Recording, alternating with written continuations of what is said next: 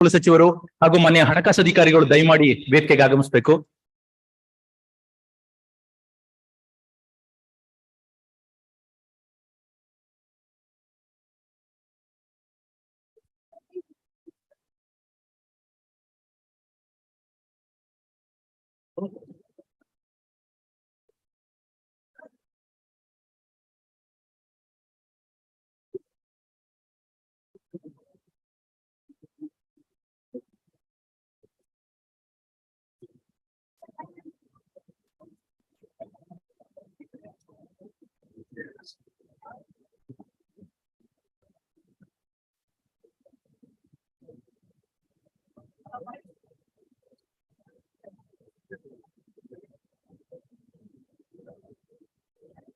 ಆಫೈಡ್ ಭವನದ ಈ ಭವ್ಯ ಸಭಾಂಗಣದಲ್ಲಿ ಉಪಸ್ಥಿತರಿರುವ ಎಲ್ಲ ಅತಿಥಿ ಅಭ್ಯಾಗತರಿಗೆ, ಆಹ್ವಾನಿತ ಬಂಧು ಭಗಿನಿಯರಿಗೆ ನನ್ನ ಪ್ರೀತಿಪೂರ್ವಕ ನಮಸ್ಕಾರಗಳು. ಮೊದಲನೇದಾಗಿ ತಮ್ಮೆಲ್ಲರಿಗೂ ಸಂಸ್ಥಾಪನಾ ದಿನದ ಶುಭಕಾಮನೆಗಳು. ಈ ದಿನದ ಕಾರ್ಯಕ್ರಮವನ್ನ ಪ್ರಾರ್ಥನೆಯೊಂದಿಗೆ ಪ್ರಾರಂಭಿಸ್ತಾ ಇದ್ದೀವಿ. ಈ ಹಿಂದೆ ಮೈಸೂರು ಸಂಸ್ಥಾನದ ರಾಜ್ಯಗೀತೆಯಾಗಿದ್ದಂತಹ ಕಾಯೋ ಶ್ರೀ ಗೌರಿ ಕರುಣಾಲಹರಿ ಎಂಬ ಕೃತಿಯನ್ನ ನಿಮ್ಮ ಮುಂದೆ ಸಾದರಪಡಿಸಲಿದ್ದಾರೆ ವಿಶ್ವವಿದ್ಯಾಲಯ ಲಲಿತ ಕಲಾ ಕಾಲೇಜಿನ ವಿದ್ಯಾರ್ಥಿನಿಯರು. ಮೈಸೂರು ಸಂಸ್ಥಾನದ ಆಸ್ಥಾನದ ಕವಿಗಳು ಹಾಗೂ ಅಭಿನವ ಕಾಳಿದಾಸ ಎಂತಲೇ ಬಿರುದಾಂಗಿತರಾದಂತಹ ಶ್ರೀ ಬಸವಪ್ಪ ಶಾಸ್ತ್ರಿಗಳು ಇದರ ರಚನಾಕಾರರು. ರಾಗ ಸಂಯೋಜನೆ ಮಾಡಿರುವವರು ಶ್ರೀಮನ್ ಮಹಾರಾಜ ಜಯಚಾಮರಾಜೇಂದ್ರ ಒಡೆಯರ್ ಅವರು. ರಾಗ ಶಂಕರಾಭರಣ, ತಾಳ ತಿಶ್ರ ನಡೆ.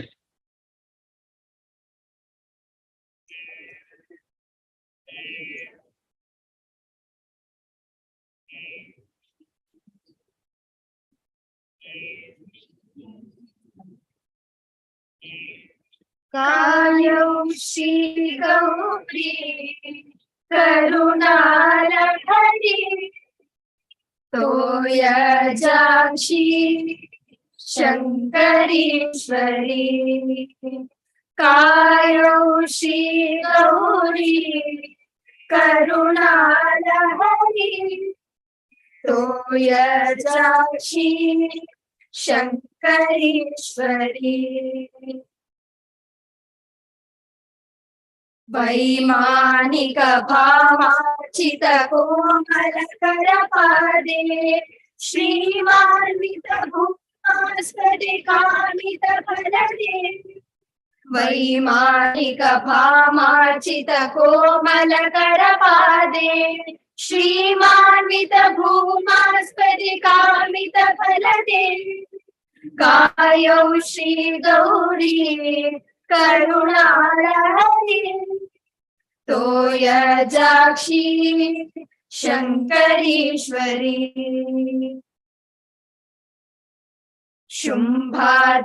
शुंभादिमदाम्बोनिधि कुंभजनित देवी चंपाहित संभावित शांभवी शुभवी। शुंभादिमदाम्बोनिधि कुंभजनित देवी चंबाहित संभावित शांभवी शुभवी। कायो श्री गौरी करुणालहरी तोयजाक्षी शंकरीश्वरी। श्री जय चामुंडिके श्री जय चामेन्द्र नामांकित भूमि। श्री जय चामुंडिके श्री जय चामेन्द्र नामांकित भूमि। कायो श्री गौरी करुणालहरी तोयजाक्षी शंकरीश्वरी। कायो श्री गौरी करुणालहरी तोयजाक्षी शंकरीश्वरी।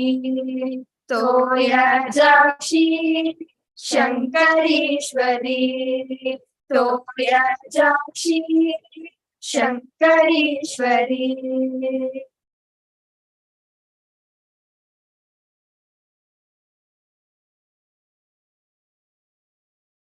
ಕುಪ್ಪಳ್ಳಿಯ ಪುಟ್ಟಪ್ಪ ಕುವೆಂಪು ಆಗಿ ಅರಳಿದ್ದು ಮೈಸೂರು ವಿಶ್ವವಿದ್ಯಾಲಯದ ಮಡ್ಲಿನಲ್ಲಿ. ಶಿಶುಕಾವ್ಯದಿಂದ ಹಿಡಿದು ಮಹಾಕಾವ್ಯದವರೆಗೆ ಸಾಹಿತ್ಯದ ಎಲ್ಲಾ ಪ್ರಕಾರಗಳಲ್ಲಿ ಕೃಷಿ ಮಾಡಿದ ರಾಷ್ಟ್ರಕವಿ ಕುವೆಂಪು ಅವರ ಬರಹಗಳ ಒಟ್ಟು ಗಾತ್ರ ಹತ್ತಿರ 12,000 ಪುಟಗಳಷ್ಟಾಗುತ್ತದೆ. ಇಂತಹ ಕವಿ ದ್ರಷ್ಟಾರರು ಮೈಸೂರು ವಿಶ್ವವಿದ್ಯಾಲಯದ 11ನೇ ಕುಲಪತಿಗಳಾಗಿದ್ದರು ಎಂಬುದು ಅಭಿಮಾನದ ಸಂಗತಿ. ರಸಋಷಿ ಕುವೆಂಪು ಅವರು 1924ರಲ್ಲಿ ದೇಶಭಕ್ತಿ ಗೀತೆಯನ್ನ ಕರ್ನಾಟಕ ಘನ ಸರ್ಕಾರವು 2004ರಲ್ಲಿ ಅಧಿಕೃತ ನಾಡಗೀತೆಯನ್ನಾಗಿ ಘೋಷಣೆ ಮಾಡಿತು. ಮೈಸೂರು ವಿಶ್ವವಿದ್ಯಾಲಯದ ಕಿರೀಟಕ್ಕೆ ಮಾನಸ ಗಂಗೋತ್ರಿ ಎಂಬ ಮುಕುಟಮುನಿಯನ್ನ ತೊಡಿಸಿದ ಕುವೆಂಪು ಅವರ ರಚನೆಯ ನಾಡಗೀತೆ ಈಗ ನಿಮ್ಮ ಮುಂದೆ. ದಯಮಾಡಿ ಸಭಾಸದರು ಎದ್ದು ನಿಂತು ನಾಡಗೀತೆಗೆ ಗೌರವವನ್ನು ಸೂಚಿಸಬೇಕಾಗಿ ವಿನಂತಿಸ್ತೇನೆ.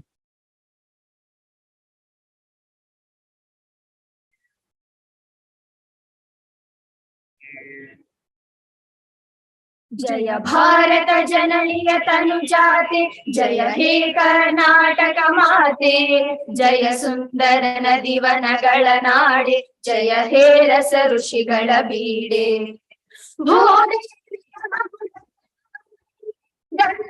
ಚಂದರ ರಾಘವ ಭಾರತ ಜನನಿಯ ತನುಜಾತೆ, ಜನನಿಯ ಜೋಳ ವೇದದ ಘೋಷ, ಜೀವವು ನಿನ್ನ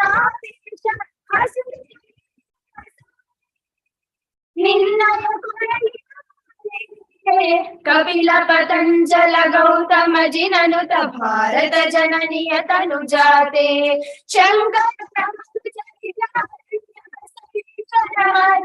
ದಿವ್ಯ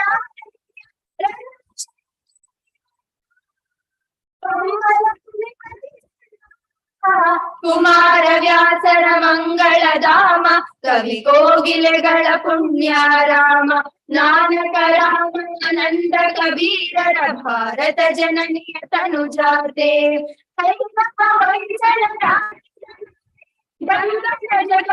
ನೆಚ್ಚಿನ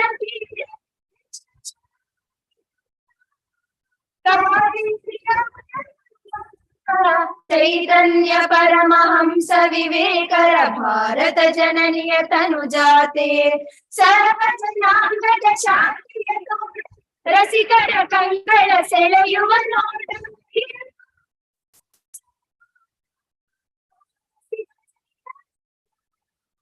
ಜನಗಣ ಹೋಲುವ ದೊರೆಗಳ ಧಾಮ, ಗಾಯಕ ವೈಣಿಗರ ರಾಮ, ಕನ್ನಡ ನುಡಿ ಕುಣಿದ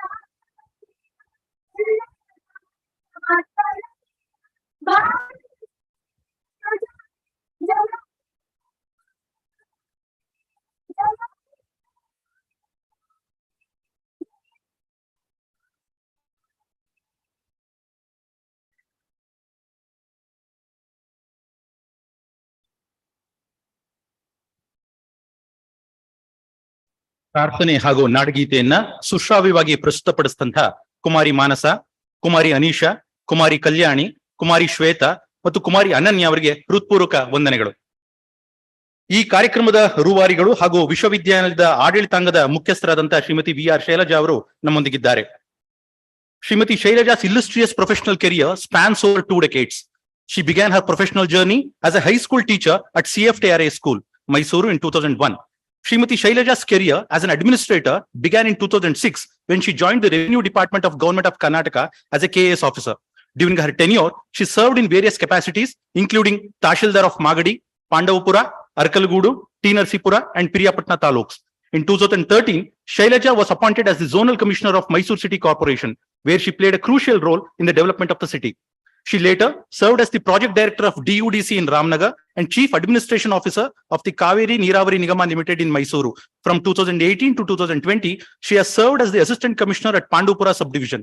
In 2020, she rose to the position of Additional Deputy Commissioner of Mandya District. Currently, she is serving as the Registrar of University of Mysore, which is her alma mater. Her diverse experience and expertise makes her a valuable asset. ಈಗ ಮಾನ್ಯ ಕುಲಸಚಿವರು ಸರ್ವರಿಗೂ ಸ್ವಾಗತವನ್ನ ಕೋರಬೇಕಾಗಿ ಹಾಗೂ ಪ್ರಾಸ್ತಾವಿಕ ನುಡಿಗಳನ್ನ ಆಡಬೇಕಾಗಿ ವಿನಂತಿಸ್ತೇನೆ.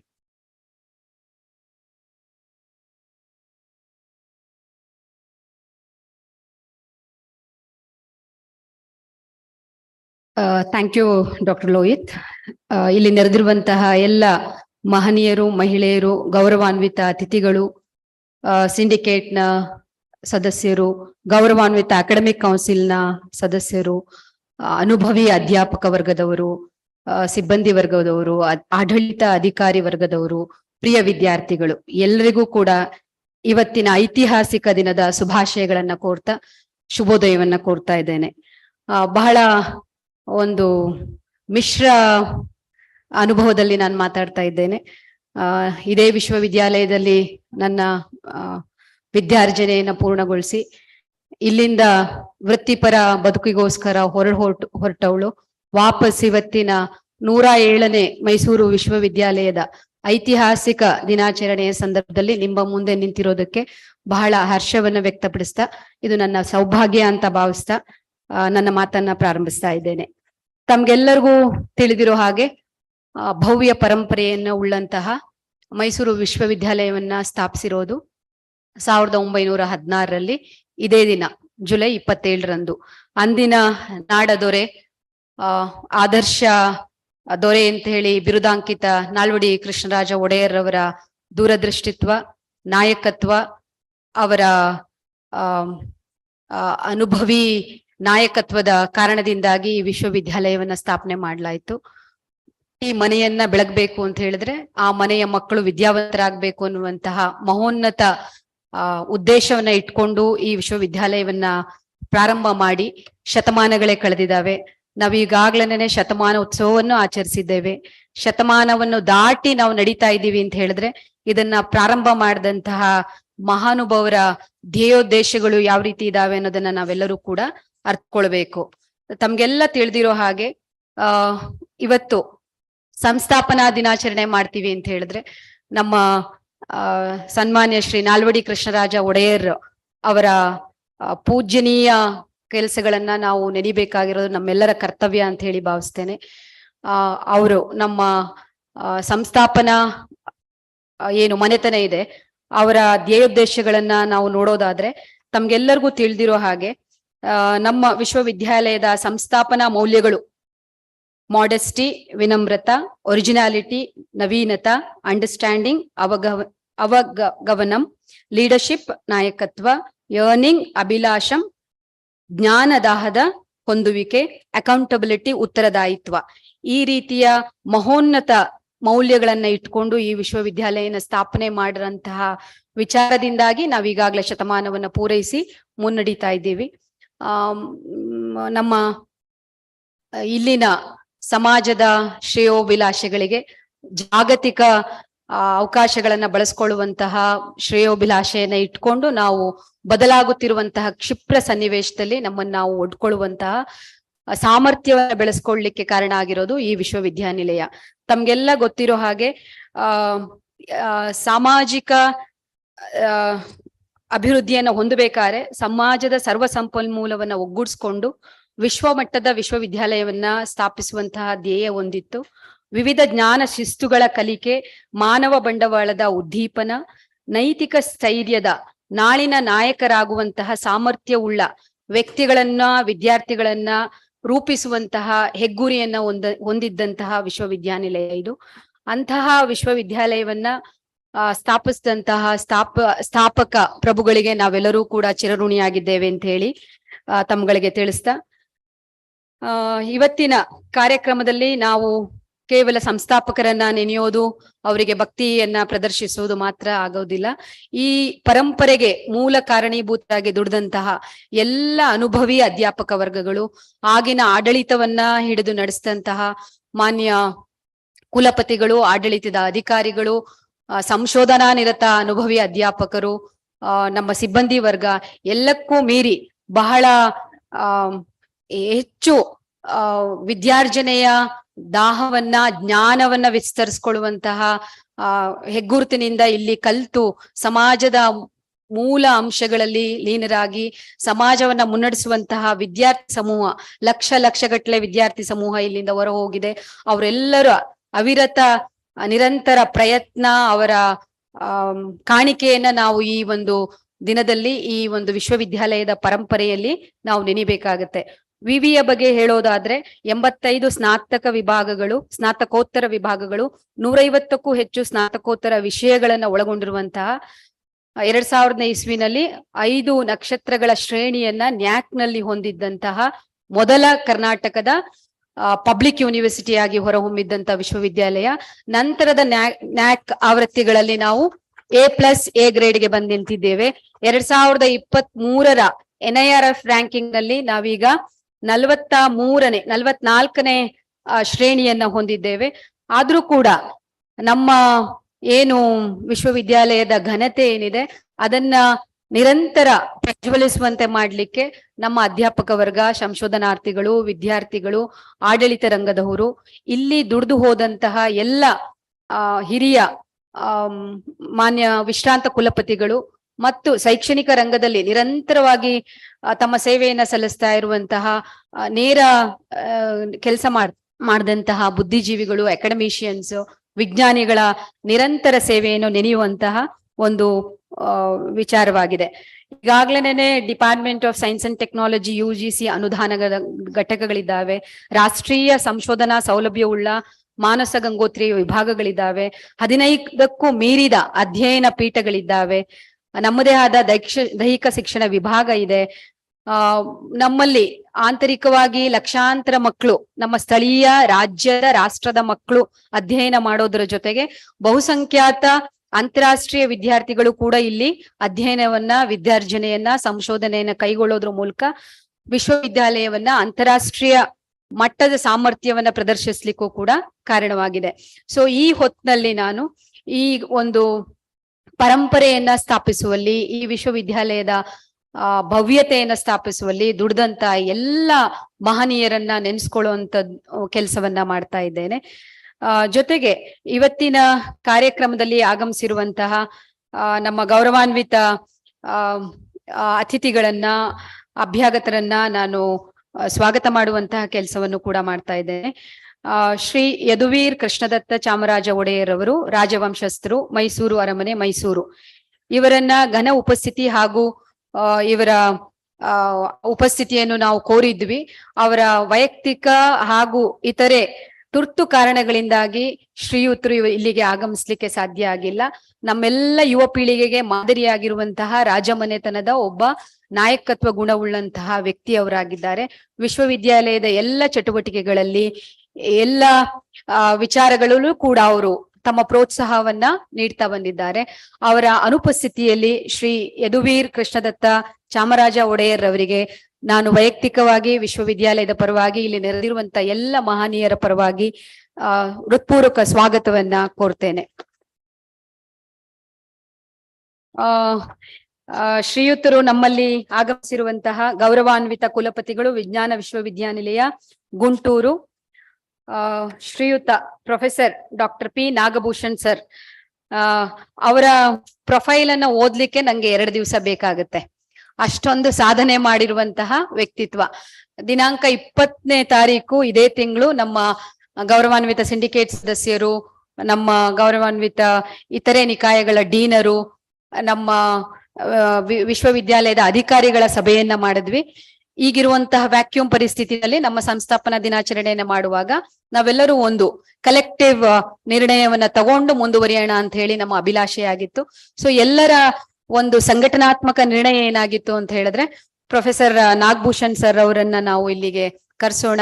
ಅವರು ಈ ವಿಶ್ವವಿದ್ಯಾಲಯದಲ್ಲಿ ಸುಮಾರು ವರ್ಷಗಳ ಕಾಲ ವಿದ್ಯಾರ್ಥಿಯಾಗಿ, ಸಂಶೋಧಕರಾಗಿ, ಅಧ್ಯಾಪಕರಾಗಿ ವಿಭಿನ್ನ ಕ್ಷೇತ್ರದಲ್ಲಿ ಕೆಲಸ ಮಾಡಿದ್ದಾರೆ ಅಂತ ಹೇಳಿ ಒಕ್ಕರೋಲ ಅಭಿಪ್ರಾಯವಾಗಿತ್ತು. ಸರ್ ಅವರ ವಿಚಾರಕ್ಕೆ ಬರೋದಾದ್ರೆ, sir right now is Honorable Vice Chancellor of Vigyan Foundation for Science and Technology Research since 2022. He was formerly Director and Professor, Indian Institute of Information Technology, Allahabad, Prayagraj, between 2017 to 2022. He is Honorable Mentor Director of IIIT Lucknow.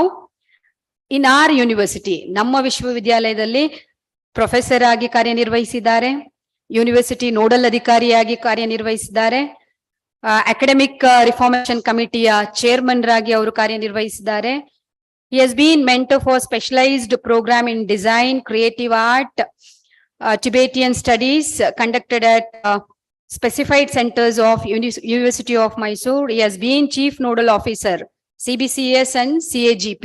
ಈಗೇನು ನಮ್ಮ ಭಾರತದ ಎಲ್ಲ ವಿಶ್ವವಿದ್ಯಾಲಯಗಳಲ್ಲಿ ಹೊಸ ಶಿಕ್ಷಣ ನೀತಿ 2020ರ ಮೂಲ ಅಂಶವಾಗಿ choice based credit pattern, continuous assessment education system ಅನ್ನೋದನ್ನ ಏನು ನಾವು ಇವತ್ತು ಎಲ್ಲ ಕಡೆ ನಾವು ಪ್ರತಿಪಾದಿಸೋದನ್ನ ಕಾಣ್ತಿದೀವಿ. ಇದನ್ನ ಸುಮಾರು 15-20 ವರ್ಷಗಳ ಹಿಂದೆನೆ ಈ ಯೂನಿವರ್ಸಿಟಿನಲ್ಲಿ ಸೃಜನೆ ಆಗ್ಲಿಕ್ಕೆ ಕಾರಣೀಭೂತರು ಮಾನ್ಯ ಪ್ರೊಫೆಸರ್ ಅವರು ಎಷ್ಟು ಅಭೂತಪೂರ್ವವಾದಂತ ವ್ಯಕ್ತಿತ್ವ ಅಂತ ಹೇಳಿದ್ರೆ, ನಾನು ನಿನ್ನೆ ಅವರನ್ನ ಈ ವಿಶ್ವವಿದ್ಯಾಲಯಕ್ಕೆ ಸ್ವಾಗತಿಸಕ್ ಹೋದಾಗ ಅವರ ಶ್ರೀಮತಿಯವರೊಡನೆ ಬಂದಿದ್ರು. ಅವ್ರ ಶ್ರೀಯುತರನ್ನ ನೋಡಿದ್ರೆ ಅವರ ವಯೋಮಾನ ತಮ್ಗೆಲ್ಲರಿಗೂ ತಿಳಿದು ಬರುತ್ತೆ. ಯಾಕೆ ಸರ್ ಫ್ಲೈಟ್ ಅಲ್ಲಿ ಬರ್ಲಿಲ್ಲ, ತಾವು ಬೇಗ ಬಂದ್ ತಲುಪಬಹುದಾಗಿತ್ತು, ತಮಗೆ ತ್ರಾಸ ಕಡಿಮೆ ಆಗ್ಬೋದಿತ್ತಲ್ವಾ ಅಂತ ಕೇಳಿದೆ. ಸರ್ದು ಉತ್ತರ ನನಗೆ ಬಹಳ ಆಶ್ಚರ್ಯವಾಗಿತ್ತು. ಅಮ್ಮ, ವೆದರ್ ಕಂಡೀಷನ್ ಬಹಳ ಕೆಟ್ಟದಾಗಿದೆ, ಫ್ಲೈಟ್ ಮಿಸ್ ಆಗ್ಬಿಟ್ರೆ ನಾನು ಕಾರ್ಯಕ್ರಮಕ್ಕೆ ಸರಿ ಸಮಯಕ್ಕೆ ಬರಕ್ಕಾಗಲ್ಲ, ನಿಮ್ಗೆಲ್ಲರಿಗೂ ತೊಂದರೆ ಆಗುತ್ತೆ ಅನ್ನುವಂತಹ ಬಹಳ ನನಗೆ ಮನಸ್ಸಿಗೆ ಮುಟ್ಟಿದಂತ ಮಾತನ್ನ ಹೇಳಿದ್ರು. ಅಂದ್ರೆ ಒಂದು ಇಷ್ಟೆಲ್ಲ ಸಾಧಕರು ಇಷ್ಟಿಷ್ಟು ಸಣ್ಣ ಅಂಶಗಳನ್ನ ಗಮನದಲ್ಲಿಟ್ಕೊಂಡು ನನ್ನಿಂದ ವಿಶ್ವವಿದ್ಯಾಲಯದ ಕಾರ್ಯಕ್ರಮಕ್ಕೆ, ಸಂಸ್ಥಾಪನಾ ದಿನಾಚರಣೆಗೆ ಸಮಸ್ಯೆ ಆಗ್ಬಾರ್ದು ಅನ್ನುವಂತಹ ಒಂದು ಮಾನವೀಯ ಗುಣಗಳು ಎಲ್ಲದಕ್ಕೂ ಮೀರಿ ಇರುವಂತಹ ವಿಚಾರವನ್ನ ಅವರಿಂದ ನಾವು ಗಮನಿಸಿದೀವಿ. ಸರ್, ತಮ್ಮ ಬಗ್ಗೆ ನನಗೆ ಪ್ರತ್ಯಕ್ಷವಾದ ಯಾವ ಪರಿಚಯವೂ ಇಲ್ಲ. ಆದ್ರೆ ನಮ್ಮ ಸಿಬ್ಬಂದಿ ಇರಬಹುದು, ನಮ್ಮ ಅಧ್ಯಾಪಕ ವರ್ಗದವರು ಇರಬಹುದು, ನಮ್ಮ ಸಿಂಡಿಕೇಟ್ ಸದಸ್ಯರಿರಬಹುದು, ಹಿರಿಯ ಡೀನರ್ ಇರಬಹುದು, ಎಲ್ಲರೂ ತಮ್ಮ ಬಗ್ಗೆ ತಾವು ಆಗಮಿಸಿರೋದ್ರಿಂದ ನಮ್ಮ ವಿಶ್ವವಿದ್ಯಾಲಯಕ್ಕೆ ಅದು ಹೆಮ್ಮೆಯ ವಿಚಾರ ಆಗತ್ತೆ, ತಾವು ಬರಲೇಬೇಕು ಅಂತ ಹೇಳಿ ಇದೊಂದು ಸಂಘಟನಾತ್ಮಕ ವಿಚಾರವಾಗಿ ನಾವು ಡಿಸಿಷನ್ ನ ತಗೊಂಡ್ವಿ. ತಾವು ಬಹುದೂರದಿಂದ, ಗುಂಟೂರು ಅಂತ ಹೇಳಿದ್ರೆ ಸುಮಾರು 2000 ಕಿಲೋಮೀಟರ್ ಆಗ್ಬೋದಾ ಸರ್ ಅದು? ಸೊ 1000 ಕಿಲೋಮೀಟರ್ಸ್ಗೂ ಮೀರಿ ಪ್ರಯಾಣವನ್ನು ಬೈ ರೋಡ್ ಬಂದು ಇವತ್ತು ನಮ್ಮೊಂದಿಗೆ ಹಾಜರಿದ್ದಾರೆ. ಬೆಳಗ್ಗೆ ಕೂಡ ಮುಂಬೈನ ಒಂದು ವಿದ್ಯಾರ್ಥಿಯ ವೈಭವನ್ನ ನಮ್ಮ ಕಂಪ್ಯೂಟರ್ ಸೈನ್ಸ್ ಡಿಪಾರ್ಟ್ಮೆಂಟ್ ನಿಂದಲೇ ಅವರು ಆನ್ಲೈನ್ ಅವ್ರ ಕೆಲಸವನ್ನ, ಕರ್ತವ್ಯವನ್ನ ಕೂಡ ನಿರ್ವಹಿಸಿದ್ದಾರೆ.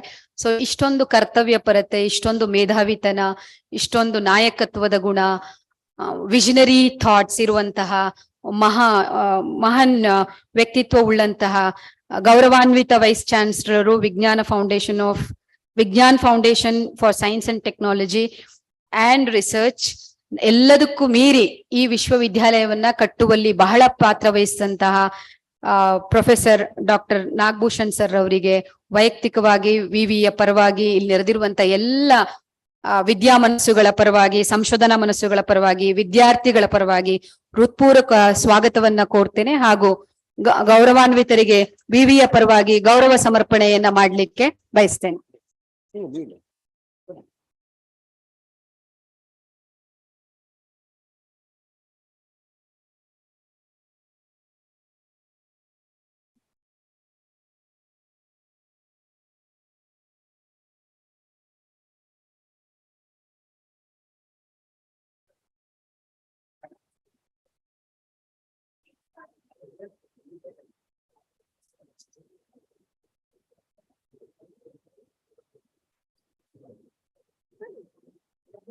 ಎಸ್, ನಮ್ಮ ರಿಜಿಸ್ಟ್ರಾರ್ ಎವ್ಯಾಲ್ಯೂಯೇಷನ್ ಅವರು ಮತ್ತು ನಮ್ಮ ಹಣಕಾಸು ಅಧಿಕಾರಿಗಳು ದಯಮಾಡಿ ಈ ಒಂದು ಗೌರವ ಸಮರ್ಪಣೆಯನ್ನ ನಡೆಸ್ಕೊಡ್ಬೇಕು ಅಂತ ಹೇಳಿ ಕೋರ್ತೇನೆ.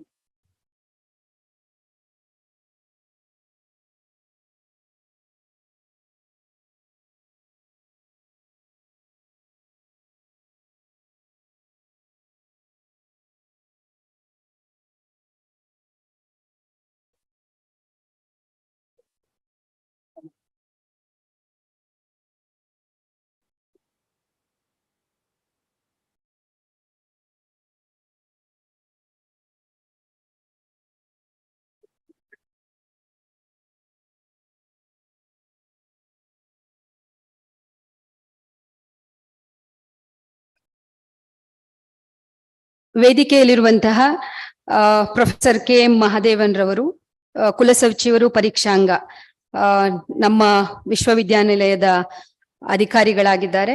ಎಲ್ಲ ವಿಚಾರಗಳಲ್ಲೂ ಕೂಡ ತಮ್ಮ ಸಹಮತವನ್ನ ವ್ಯಕ್ತಪಡಿಸಿ ಬಹಳ ಕ್ರಿಯಾಶೀಲರಾಗಿ ಆಡಳಿತವನ್ನ ನಡೆಸುವಲ್ಲಿ ಸಹಾಯಕರಾಗಿ ಅವರು ಕಾರ್ಯನಿರ್ವಹಿಸ್ತಾ ಇದ್ದಾರೆ. ಅವರಿಗೆ ನಿಮ್ಮೆಲ್ಲರ ಪರವಾದಂತಹ ಹೃತ್ಪೂರ್ವಕ ಸ್ವಾಗತವನ್ನ ಬಯಸ್ತೇನೆ.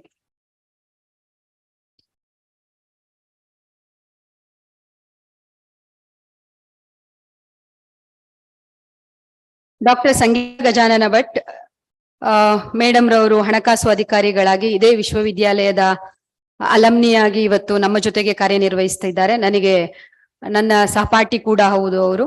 ಅವರಿಗೆ ನಮ್ಮ ನಿಮ್ಮೆಲ್ಲರ ಪರವಾಗಿ ಪ್ರೀತಿಪೂರ್ವಕ ಸ್ವಾಗತವನ್ನ ಬಯಸ್ತೇನೆ.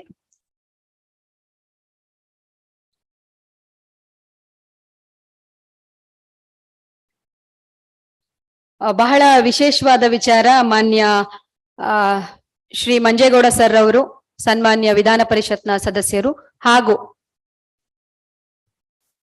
ಹಾಗೂ ನಮ್ಮ ವಿದ್ಯಾ ವಿಷಯಕ್ ಪರಿಷತ್ನ ಗೌರವಾನ್ವಿತ ಸದಸ್ಯರು ಕೂಡ ಹಾಜರಿದ್ದಾರೆ.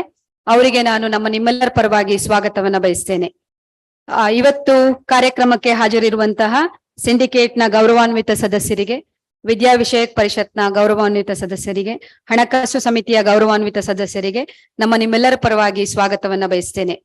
ಎಲ್ಲಕ್ಕೂ ಮುಖ್ಯವಾಗಿ ನಮ್ಮ ಎಲ್ಲ ನಿಕಾಯದ ಡೀನರುಗಳು, ನಮ್ಮ ಎಲ್ಲ ಅಧ್ಯಯನ ವಿಭಾಗದ ಅಧ್ಯಕ್ಷರುಗಳು, ನಮ್ಮ ಎಲ್ಲ ಅನುಭವಿ ಅಧ್ಯಾಪಕರು ಮತ್ತು ಬೋಧಕ ವೃಂದದವರು, ನಮ್ಮೆಲ್ಲ ಸಂಶೋಧನಾ ವಿದ್ಯಾರ್ಥಿಗಳು, ಈ ವಿಶ್ವವಿದ್ಯಾಲಯದ ಮುಂಚೂಣಿಯಲ್ಲಿರುವಂತಹ ಕ್ರಿಯಾಶೀಲ ವಿದ್ಯಾರ್ಥಿಗಳು, ನೀವು ಬಹಳ ಮುಖ್ಯ. ನೀವಿಲ್ಲದೆ ಯಾವುದೇ ಕಾರ್ಯಕ್ರಮಗಳು ಪೂರ್ಣ ಆಗೋದಿಲ್ಲ, ವಿಶ್ವವಿದ್ಯಾಲಯ ಪೂರ್ಣಗೊಳ್ಳಿಕ್ಕೆ ಸಾಧ್ಯ ಇಲ್ಲ. ಸೊ ಹಾಗಾಗಿ ತಾವೆಲ್ಲರೂ ಇಷ್ಟು ಸಂಖ್ಯೆಯಲ್ಲಿ ಸ್ವಯಂ ಪ್ರೇರಿತರಾಗಿ ಆಗಮಿಸಿರುವಂತದ್ದು ಬಹಳ ಹರ್ಷದಾಯಕ ವಿಚಾರ. ತಮ್ಮೆಲ್ಲರಿಗೂ ನಾನು ವಿನಮ್ರತೆಯಿಂದ ಸುಸ್ವಾಗತವನ್ನ ಬಯಸ್ತೇನೆ. ಇವತ್ತಿನ ಕಾರ್ಯಕ್ರಮದ ಎಲ್ಲ ಆಗುಹೋಗುಗಳನ್ನ, ಇಲ್ಲಿವರೆಗಿನ ಕಾರ್ಯಕ್ರಮದ ಎಲ್ಲ ಆಗುಹೋಗುಗಳನ್ನ, ವಿವಿಯ ಸಮಸ್ಯೆಗಳನ್ನ ಪರಿಹರಿಸುವಲ್ಲಿ ಬೆಳಕು ಚೆಲ್ಲುತ್ತಾ ಸಾಗಿ ಬಂದಿರುವಂತಹ ನಮ್ಮ ದಂಡೆಯಲ್ಲಿ ನಿಂತಿದೆ. ಮಾಧ್ಯಮ ಮಿತ್ರರಿದ್ದಾರೆ. ನಿರಂತರ ಸುದ್ದಿ ಆಗ್ತಾ ಇದ್ದೀವಿ ನಾವು. ಒಳ್ಳೇದಕ್ಕೂ ಸುದ್ದಿ ಆಗ್ತೀವಿ, ಸಮಸ್ಯೆಗಳಿಗೂ ಸುದ್ದಿ ಆಗ್ತೀವಿ. ನಮ್ಮನ್ನ ಯಾವಾಗ್ಲೂನು ಮುಂಗಾಲ್ನಲ್ಲೇ ನಿಂತಿರುವಂತೆ, ಚಟುವಟಿಕೆ ಇರುವಂತೆ ಮಾಡುವಂತಹ ಬಳಗ ಇಲ್ಲಿ ಮುಂಭಾಗ ಇದೆ. ಅಲ್ಲಿರುವಂತ ಎಲ್ಲ ಸಹೋದರ ಬಂಧುಗಳಿಗೆ, ಮಾಧ್ಯಮ ಮಿತ್ರರಿಗೆ ನಾನು ಹೃತ್ಪೂರ್ವಕವಾದಂತಹ ಸ್ವಾಗತವನ್ನ ಬಯಸ್ತೇನೆ. ಕ್ಷಮಿಸಿ, ವಿಶ್ರಾಂತ ಕುಲಪತಿಗಳು ಮಾನ್ಯರು ಇಲ್ಲಿ ಹಾಜರಿದ್ದಾರೆ, ಮೇಡಮ್ ರವರಿದ್ದಾರೆ, ಸರ್ ರವರಿದ್ದಾರೆ, ವಿಶ್ರಾಂತ ಅಧ್ಯಾಪಕ ಬೋಧಕ ವೃಂದದವರಿದ್ದಾರೆ, ಬಹಳ ಹಿರಿಯ ವಾಗ್ಮಿಗಳಿದ್ದಾರೆ, ಬಹಳ ಹಿರಿಯ ವಿಜ್ಞಾನಿಗಳಿದ್ದಾರೆ. ಸ್ವಯಂ ಪ್ರೇರಿತರಾಗಿ ವಿಶ್ವವಿದ್ಯಾಲಯದ ಅಂಗ ನಾವು ಅಂತ ಹೇಳಿ ಹಾಜರಿರುವಂತಹ ಎಲ್ಲ ಹಿರಿಯ ನಮ್ಮ ಬಂಧುಗಳಿಗೆ, ನಮ್ಮ ಬೋಧಕ ವೃಂದದವರಿಗೆ, ಮಾನ್ಯರುಗಳಿಗೆ ನಾನು ಹೃತ್ಪೂರ್ವಕವಾದಂತಹ ಸ್ವಾಗತವನ್ನ ಬಯಸ್ತೇನೆ. ಸೊ ನನ್ನ ಮಾತನ್ನ ಈ ಹೊತ್ತಿನಲ್ಲಿ ಪೂರ್ಣ ವಿರಾಮವನ್ನ ನೀಡ್ತಾ, ಇವತ್ತಿನ ಕಾರ್ಯಕ್ರಮಕ್ಕೆ ನಮ್ಮ ಸಿಬ್ಬಂದಿ ವರ್ಗ, ಹಣಕಾಸು ವಿಭಾಗ, ಆಡಳಿತ ವಿಭಾಗ, ಪರೀಕ್ಷಾ ವಿಭಾಗ ಮತ್ತು ಮಾನಸ ಗಂಗೋತ್ರಿಯ ಎಲ್ಲ ವಿಭಾಗಗಳ ಸಿಬ್ಬಂದಿ ವರ್ಗ, ಸಂಪೂರ್ಣವಾಗಿ ನಮ್ಮ ತಾಂತ್ರಿಕ ವಿಭಾಗ, ನಮ್ಮ ಹೂದೋಟದ ವಿಭಾಗ, ಎಲ್ಲ ವಿಭಾಗಗಳು, ಸ್ವಚ್ಛತಾ ಕಾರ್ಮಿಕರು ಎಲ್ಲರೂ ಕೂಡ ಕೈ ಜೋಡಿಸಿದ್ರಿಂದ ಈ ಕಾರ್ಯಕ್ರಮ ಸುಗಮವಾಗಿ ಪ್ರಾರಂಭ ಆಗಿದೆ. ಅವರೆಲ್ಲರ ಸೇವೆಯನ್ನ ಬಹಳ ವಿನಮ್ರವಾಗಿ ಮನಸ್ಸಿನಲ್ಲಿ ನೆನೆಸ್ತಾ ಅವರೆಲ್ಲರಿಗೂ ನಾನು ಶುಭವಾದ ಸ್ವಾಗತವನ್ನ ಕೊಡ್ತೇನೆ. ನನ್ನ ಮಾತನ್ನ ಮುಗಿಸ್ತೇನೆ. ವಿಶ್ವವಿದ್ಯಾಲಯದ ಶ್ರೇಯಸ್ಸಿಗಾಗಿ ನಾವೆಲ್ಲರೂ ದುಡಿಯೋಣ, ಒಗ್ಗಟ್ಟಾಗಿರೋಣ. ಪ್ರಪಂಚದ ಅತ್ಯುತ್ತಮ ವಿಶ್ವವಿದ್ಯಾಲಯಗಳಲ್ಲಿ ಮೈಸೂರು ಒಂದು ಅಂತ ಹೇಳಿ ಕರೆಸ್ಕೊಳ್ತಾ ಇರುವಂತಹ ಹೆಗ್ಗಳಿಕೆಯನ್ನ ಮುಂದುವರಿಸುವಂತಹ ಪರಂಪರೆಗೆ ಪೂರಕವಾಗಿ ನಾವೆಲ್ಲರೂ ಕಾರ್ಯನಿರ್ವಹಿಸೋಣ. ನಮ್ಮಲ್ಲಿರುವಂತಹ ಭಿನ್ನ ಮತಗಳನ್ನ ಬದಿಗೊತ್ತಿ ನಿಲ್ಲೋಣ ಅಂತ ಹೇಳಿ ಕರೆಯನ್ನ ಕೊಡ್ತಾ, ತಮ್ಮೆಲ್ಲರಿಗೂ ನಾನು ಮತ್ತೊಮ್ಮೆ ನನ್ನ ವಿನಮ್ರ ಪ್ರಣಾಮಗಳನ್ನ ಸಲ್ಲಿಸ್ತಾ ನನ್ನ ಮಾತನ್ನ ಮುಗಿಸ್ತೇನೆ. ಜೈ ಹಿಂದ್, ಜೈ ಕರ್ನಾಟಕ.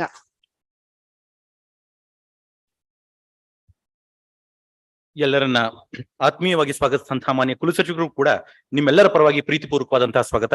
ಮಾನ್ಯ ಹಣಕಾಸು ಅಧಿಕಾರಿಗಳು ಅವರಿಗೆ ಪುಷ್ಪಗುಚ್ಛವನ್ನ ನೀಡಬೇಕಾಗಿ ಕೇಳ್ಕೊಂತೀನಿ.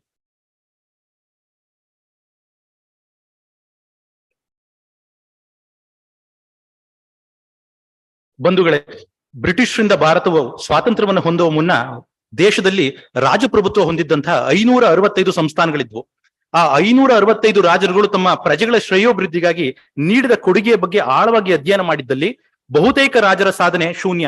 ದಂತಗೋಪುರದಲ್ಲಿ ಕೂತು ಸದಾ ಸುಖಲೋಲುಪತಿಯಿಂದ ಐಷಾರಾಮಿ ಬದುಕನ್ನ ನಡೆಸುತ್ತಿದ್ದ ರಾಜರುಗಳ ಪೈಕಿ ಅತ್ಯಂತ ಭಿನ್ನವಾಗಿ ನಿಲ್ಲುವ, ತನ್ನ ಪ್ರಜೆಗಳ ಅಭ್ಯುದಯಕ್ಕಾಗಿ ಸರ್ವಸ್ವವನ್ನು ಸಮರ್ಪಿಸಿದಂತಹ, ಇತಿಹಾಸದಲ್ಲೇ ಯಾವ ರಾಜನೂ ಕೈಗೊಳ್ಳದಂತಹ ಅಭಿವೃದ್ಧಿ ಕಾರ್ಯಗಳನ್ನ ಮತ್ತು ಸಮಾಜ ಸುಧಾರಣಾ ಕ್ರಮಗಳನ್ನ ಕೈಗೊಂಡಂತಹ, ಗಾಂಧೀಜಿಯವರಿಂದ ರಾಜರ್ಷಿ ಅಂತಲೇ ಕರೆಸ್ಕೊಂಡಂತಹ, ಮೈಸೂರು ವಿಶ್ವವಿದ್ಯಾಲಯ ಎಂಬುವ ಈ ವಿಶಾಲ ಜ್ಞಾನ ವೃಕ್ಷವನ್ನ ಪೋಷಿಸಿದಂತಹ ಶ್ರೀಮನ್ ಮಹಾರಾಜ ನಾಲ್ವಡಿ ಕೃಷ್ಣರಾಜ ಒಡೆಯರ್ ಅವರನ್ನ ಹೃನ್ಮನಗಳಲ್ಲಿ ತುಂಬಿಕೊಂಡು ಈ ಸಮಾರಂಭವನ್ನ ದೀಪ ಬೆಳಗುವ ಮೂಲಕ ಹಾಗೂ ನಾಲ್ವಡಿಯವರ ಭಾವಚಿತ್ರಕ್ಕೆ ಪುಷ್ಪನವನ್ನು ಸಲ್ಲಿಸುವ ಮೂಲಕ ಉದ್ಘಾಟಿಸಬೇಕಾಗಿ ವೇದಿಕೆ ಮೇಲಿನ ಗಣ್ಯರನ್ನ ವಿನಂತಿಸ್ತೇನೆ.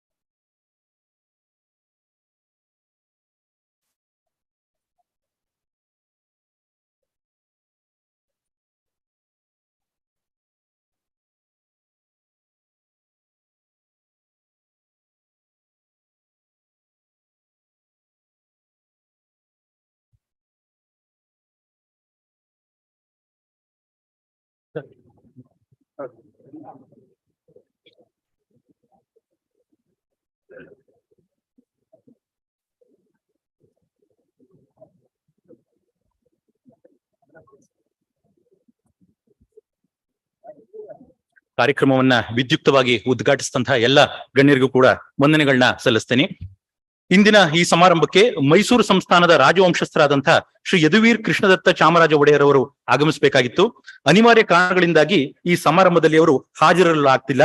ಆದರೆ ಅವರು ಈ ಸಮಾರಂಭದ ಯಶಸ್ಸನ್ನ ಕೋರಿ ಸಂದೇಶವನ್ನ ಕಳಿಸ್ಕೊಟ್ಟಿದ್ದಾರೆ. ಶ್ರೀ ಯದುವೀರರನ್ನ ವಿಶ್ವವಿದ್ಯಾಲಯಕ್ಕೆ ಆಹ್ವಾನಿಸುವ ಸಲುವಾಗಿ ನೋಡಲ್ ಅಧಿಕಾರಿಯಾಗಿ ನಿಯುಕ್ತರಾಗಿದ್ದಂತಹ ಐಕ್ಯುಎಸಿಯ ನಿರ್ದೇಶಕರು ಹಾಗೂ ಸಸ್ಯಶಾಸ್ತ್ರ ಅಧ್ಯಯನ ವಿಭಾಗದ ಅಧ್ಯಕ್ಷರು ಆದಂತಹ ಪ್ರೊಫೆಸರ್ ಕೆ ನಮೃತೇಶ್ ಅವರು ಈಗ ಸಭೆಯ ಮುಂದೆ ಶ್ರೀ ಯದುವೀರರ ಸಂದೇಶವನ್ನ ವಾಚಿಸಲಿದ್ದಾರೆ. ಎಲ್ಲರಿಗೂ ನನ್ನ ನಮಸ್ಕಾರಗಳು. ಸಂಸ್ಥಾಪನಾ ದಿನಾಚರಣೆಯ ಶುಭಾಶಯಗಳು. ಇವತ್ತು ರಾಜವಂಶಸ್ಥರಾದಂತ ಈ ವಿಶ್ವವಿದ್ಯಾನಿಲಯವನ್ನ ಕಟ್ಟಿರ್ತಕ್ಕಂಥ ನಾಲ್ವಡಿ ಕೃಷ್ಣರಾಜ ಒಡೆಯರ್ ಅವರ ನೆನೆದು ಅವರ ವಂಶಸ್ಥರಾದಂತ ಶ್ರೀ ಯದುವೀರ್ ಕೃಷ್ಣದತ್ತ ಚಾಮರಾಜ ಒಡೆಯರ್ ಅವರ ಸಂದೇಶವನ್ನು ವಾಚಿಸಲು ಬಹಳ ಸಂತೋಷ ಪಡುತ್ತಿದ್ದೇನೆ. Ladies and gentleman, on the occasion of the foundation day of our esteemed University of Mysore, I extend my best wishes to you all. Our Mysore University was set up with the vision of providing quality education that would create talent that was homegrown and rooted in our culture and heritage, yet at the same time open to modern norms and ideas. And I am glad the university is continuing to move forward, imbibing these ideals. The university has always been the heartbeat of our city, and a big part of Mysore's identity comes from the university, which is a matter of pride. On this foundation day, I remember the founder of this institution, His Highness Nalvadi Krishnaraja Wadayar IV, whose life's work was dedicated to the welfare of the people of his state In setting up the University of Mysore, he created an everlasting legacy of well-groomed talent to take forward the Mysore, now Karnataka state, into a model for others to emulate. The university played a big part in achieving the golden era of Mysore. At this juncture, we must also remember the Diwan at the time, Sri Sir M. Visheshwaraya, and two educational experts who are deputed to England, America, Japan, and Australia, Dr. C.R. Reddy and Thomas Danon, to oversee the university setup and to establish this historical university in Mysore province. Let us work to ensure that we can once again see this golden era for our state so that future generations are benefited of the great work of the founders. Once again, my best wishes to you all. Shri Yaduvir Krishnadatta Chamraja Vadeyar. Ellargu ನನ್ನ ನಮಸ್ಕಾರಗಳು.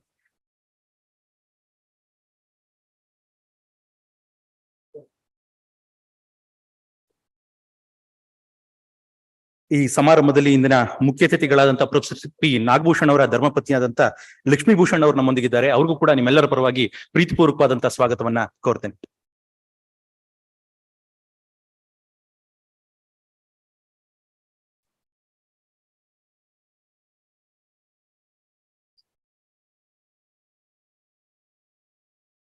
ಬಂಧುಗಳೇ, ಮೈಸೂರು ವಿಶ್ವವಿದ್ಯಾನಿಲಯವು ಬಹುದೊಡ್ಡ ಗುರು ಪರಂಪರೆಯನ್ನ ಹೊಂದಿದೆ.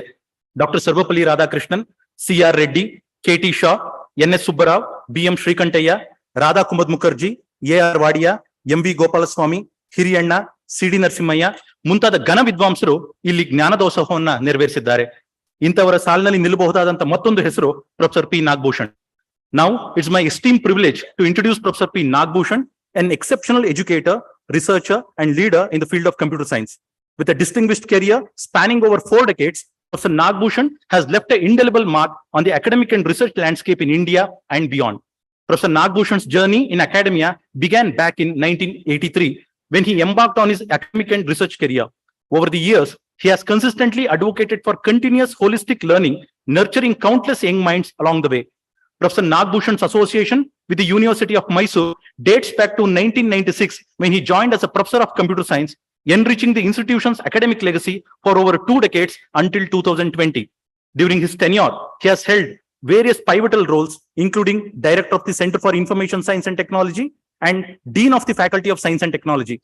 Beyond his contributions to the University of Mysore, Professor Nagbhushan's influence has extended to several other prestigious institutions. Before his tenure as the current Vice Chancellor of Vignan University, he has served as a lifetime professor and Director of Indian Institute of Information Technology, Allahabad. Additionally, he has held the position of Distinguished Professor and Chairman of Postgraduate Studies and Research at Amrita Vidyapeetham, Coimbatore. Professor Nagbhushan's work has had a profound impact, earning him numerous accolades and recognitions.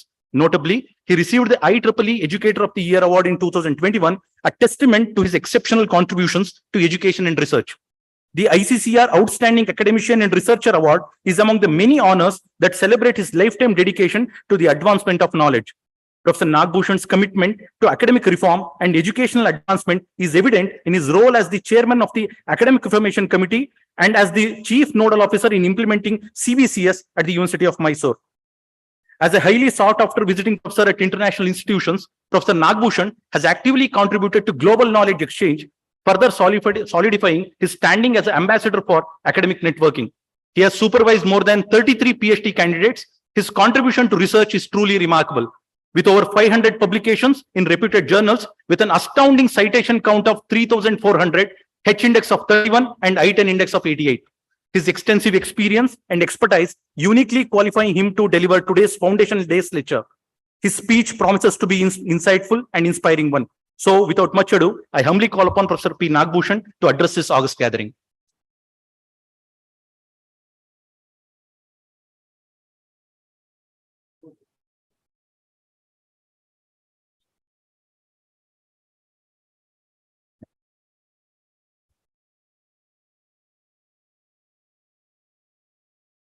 ಎಲ್ಲರಿಗೂ ಶುಭ ಕಾಮನೆಗಳು.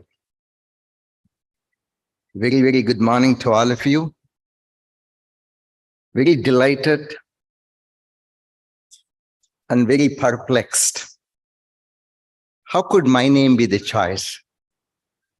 for 107th Foundation Day celebration. Possibly there could be plenty of reasons, but I go with whatever Madam Shailaja has mentioned, that it was a collective decision. Possibly her role in seeing that this collective decision is a single decision could not be ruled out. The way she approached me, that I have got to come and accept this responsibility, was very wonderful.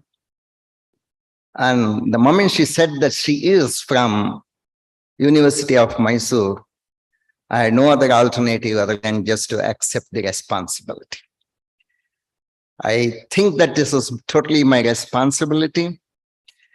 Well, then, when we go back, when I was the director of IIIT Allahabad, I knew more about University of Mysore than when I was at University of Mysore, for the simple reason that Banaras Hindu University was just 140 kilometers away from University of IIIT Allahabad, and all of you could be knowing our Honorable King was the first Chancellor of Banaras Hindu University.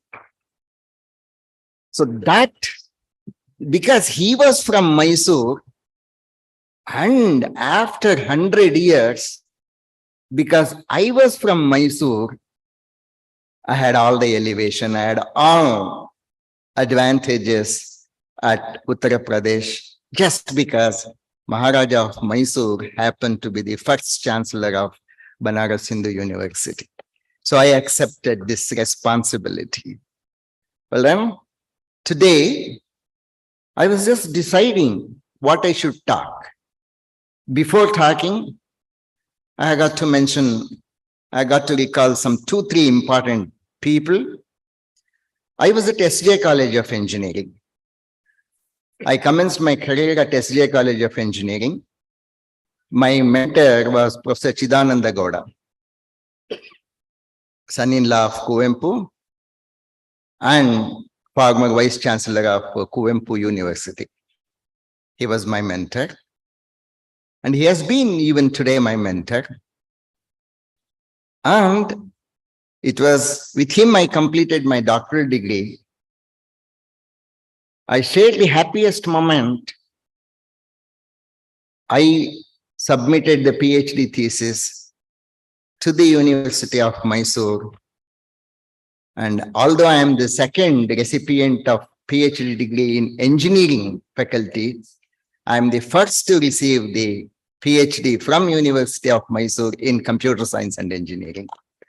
So I remember that, I cherish that. And that's the good reason that this is a time for me to pay my respect. The most important, we always speak about Maharaja of Mysore, certainly.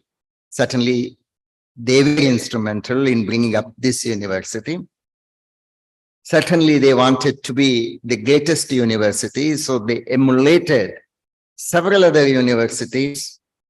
And it's all excellent, but one should not also forget Vishveshwaraya, Lord Vishveshwaraya. Lord Vishveshwaraya was very responsible. He is equally the founder of this great heritage, this institution. Most important thing of Vishveshwaraya, which I always remember, which I always tell my students, is the following. One great man came to palace. He was seated on a chair which was so at this height. And then he complained that his leg is not reaching the floor. He complained that his legs are not reaching the floor. Therefore, he mentioned that he needs the leg rest. Lord Vishveshwaraya did not get perturbed. He did not get disturbed. He just got the carpenters, not the footrest, not the footrest. He got the carpenters.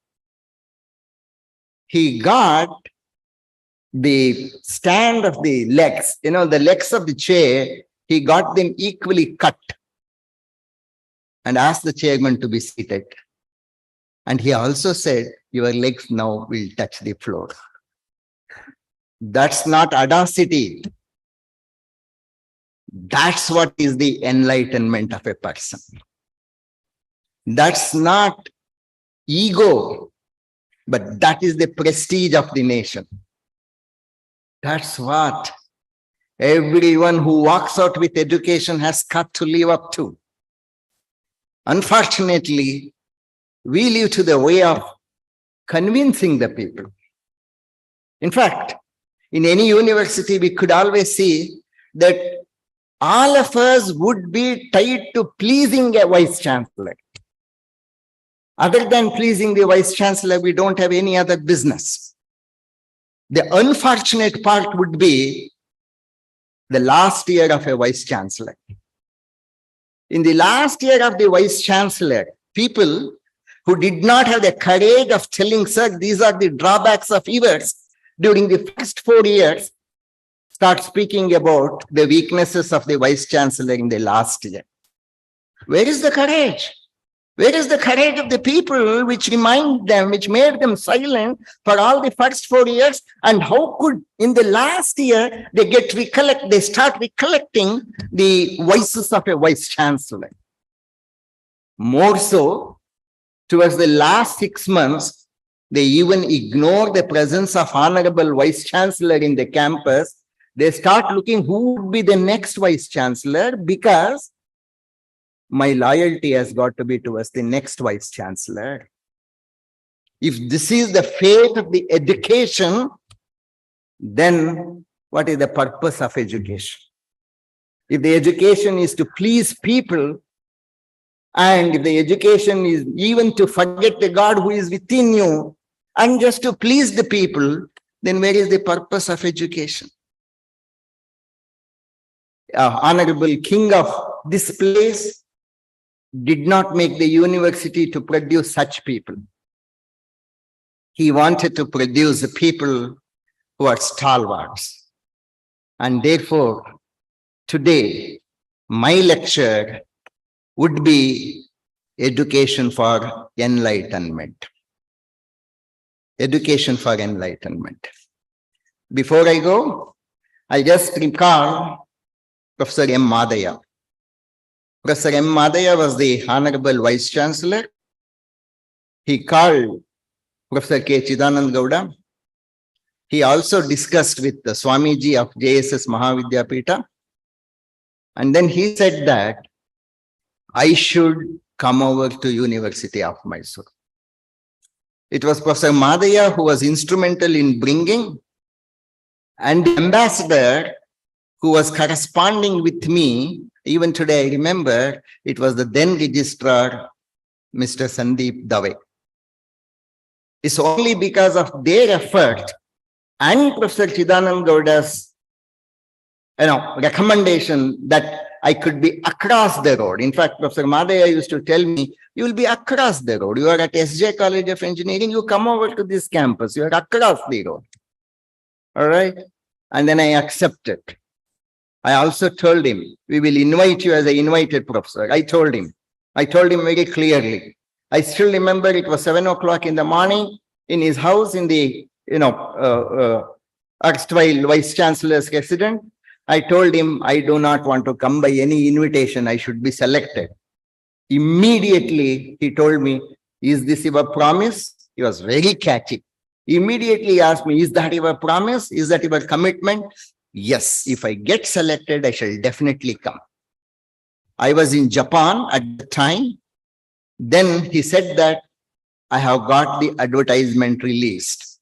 It is now your responsibility to submit your application form. That is how Professor Madaya came over, brought me here. And then I told him, sir, please do not expect anything from me. I shall not assure you the stars happening over here. But I shall definitely assure you only one thing, that there shall be a second strong line for University of Mysore's Computer Science Department. And today, I'm very, very proud because, as I promised, certainly there is a second strong lineup at the Department of Studies in Computer Science. I'm very, very happy about it. Now, going from there, on this theme address, education for enlightenment, let us see the different phases. When, after independence, when education came as a very, very formal subject, of course, past of India was totally forgotten. Macaulay had rewritten what has got to be the education. Macaulay had decided to pull down India permanently. Even today, Macaulay's purpose has been serving. And therefore, the first time an education happened, naturally, people thought education is for engagement. Remain engaged. Just remain engaged with doing something. In fact, in those days, parents used to tell that let our daughter study till her marriage. Why? In those days, even this period, instead of sending the daughters to BA or BSc education, they send them to BE only for the reason, let my daughter keep studying. Let my daughter get one degree. So we were all busy in education for engagement. Ultimately, I have chosen that word engagement very purposefully because education at that point of time also meant for a matrimonial engagement, nothing other than that. Absolutely nothing other than that. From education for engagement, suddenly, even our great governments started thinking that education should be for employment. This is another irony, another downfall in the whole system of education. Education for employment. Can you show me one donkey in your city which has starved to death? Can you show me one donkey in the city which could not get its food and died? And we want education for employment. You ask them, you ask anybody, why do you take up this study? I want to get employed. Good, I want to get employed. I understand. I talk to young boys and girls. Today, at least education for employment is good enough. You ask the young children, they will tell, I want to earn a lot of money. I want to be a billionaire. A young boy who joined Vignan University, when I met him and I was speaking to him, he told me my aim is to become a billionaire. Well, then, have we stooped down the level of education to this level that it has got to become the means of our making money? We have got to think very seriously. The one for whom money becomes the ultimate game, the one who wants to just become a billionaire, the one who wants to make a big lot of money, not only for himself, for his invisible grandson also, then what's going to happen to education? What is going to happen to the humankind? The person who wants to earn a lot of money, and money is the ultimatum in his life, he can fall down to any level. In fact, he not fall down, he can stoop down to any level. Because after all, for money, anybody could compromise anything in life, including his own self, including his own image. That's the unfortunate part. So parents, young parents over here, my request is, don't tell your children that education is for employment. Employment is a byproduct. Absolutely. Look at Madam Shailaja. Her subject is geography. And look at Madam Bhatt. Her subject is something else. It is geology. But then today they are administrative officers. They are all byproducts. They have got to happen. So education for employment should not be the criterion. And at least education to make a lot of money should never be the criterion. All right. Then comes education for empowerment. This is a new slogan. Education for empowerment. Another new slogan is education for women empowerment. Okay, this is slightly better, calling that we are going to empower them. Good. But when you are mentioning education for empowerment, please do not forget that you are inducing self-centeredness in every person. You are making every person selfish because every person thinks about only self-empowerment. Nobody thinks about global empowerment. We go to temple, we pray God. Have we prayed God for the welfare of our neighbors? Have we prayed God for the welfare of somebody else? We pray God only for our welfare. And in fact, at the examination hall, of course, examination itself is the most stupid thing which can happen on earth. And conducting examination is the most stupid thing. And all our vice chancellors are very busy in protecting the registrar evaluations of his controller of examination. Look at that dirty name, controller of examination. All right. So we are all busy in celebrating this controller of examination. And the worst part of it is, when I was Dean Science and Technology, people were coming and complaining me, sir, I have not been made BOE member. Sir, I am senior most. My name has been ignored. I have not been made BOE chairperson. So everybody wants to conduct only examination. Everybody is busy in only conducting examination, and nobody is warranting himself that he has got to get involved with educating people. Examination happens. Examination should be a byproduct. Why there has got to be anxiety for examination? In fact, I even today don't understand why most of our people prepare so much. In fact, in quote marks, prepare so much. Even a young any teacher in the corridor, by chance, if they happen to see a student during the examination time, they would ask a very stupid question. How is your preparation going on? Right. I remember I was an expert for National Board of Assessment. I went to one of the Andhra Pradesh institution, and then I asked, oh, your college looks very good. Your results are very good. And your students have been performing very well in the examination. The honorable principal of the institution got very excited. He pulled his coat and he said, sir, it's all because of our effort. Okay, it's all because of your effort. So that means your students don't have any effort at all? I asked him. And he said, okay, no. Then I asked him, okay, what is your effort? Sir, we conduct a preparatory examination before the examination. I kept quiet. I kept quiet because even in Karnataka, I have seen the flexes of the institution, particularly schools, telling that we complete the syllabus by December.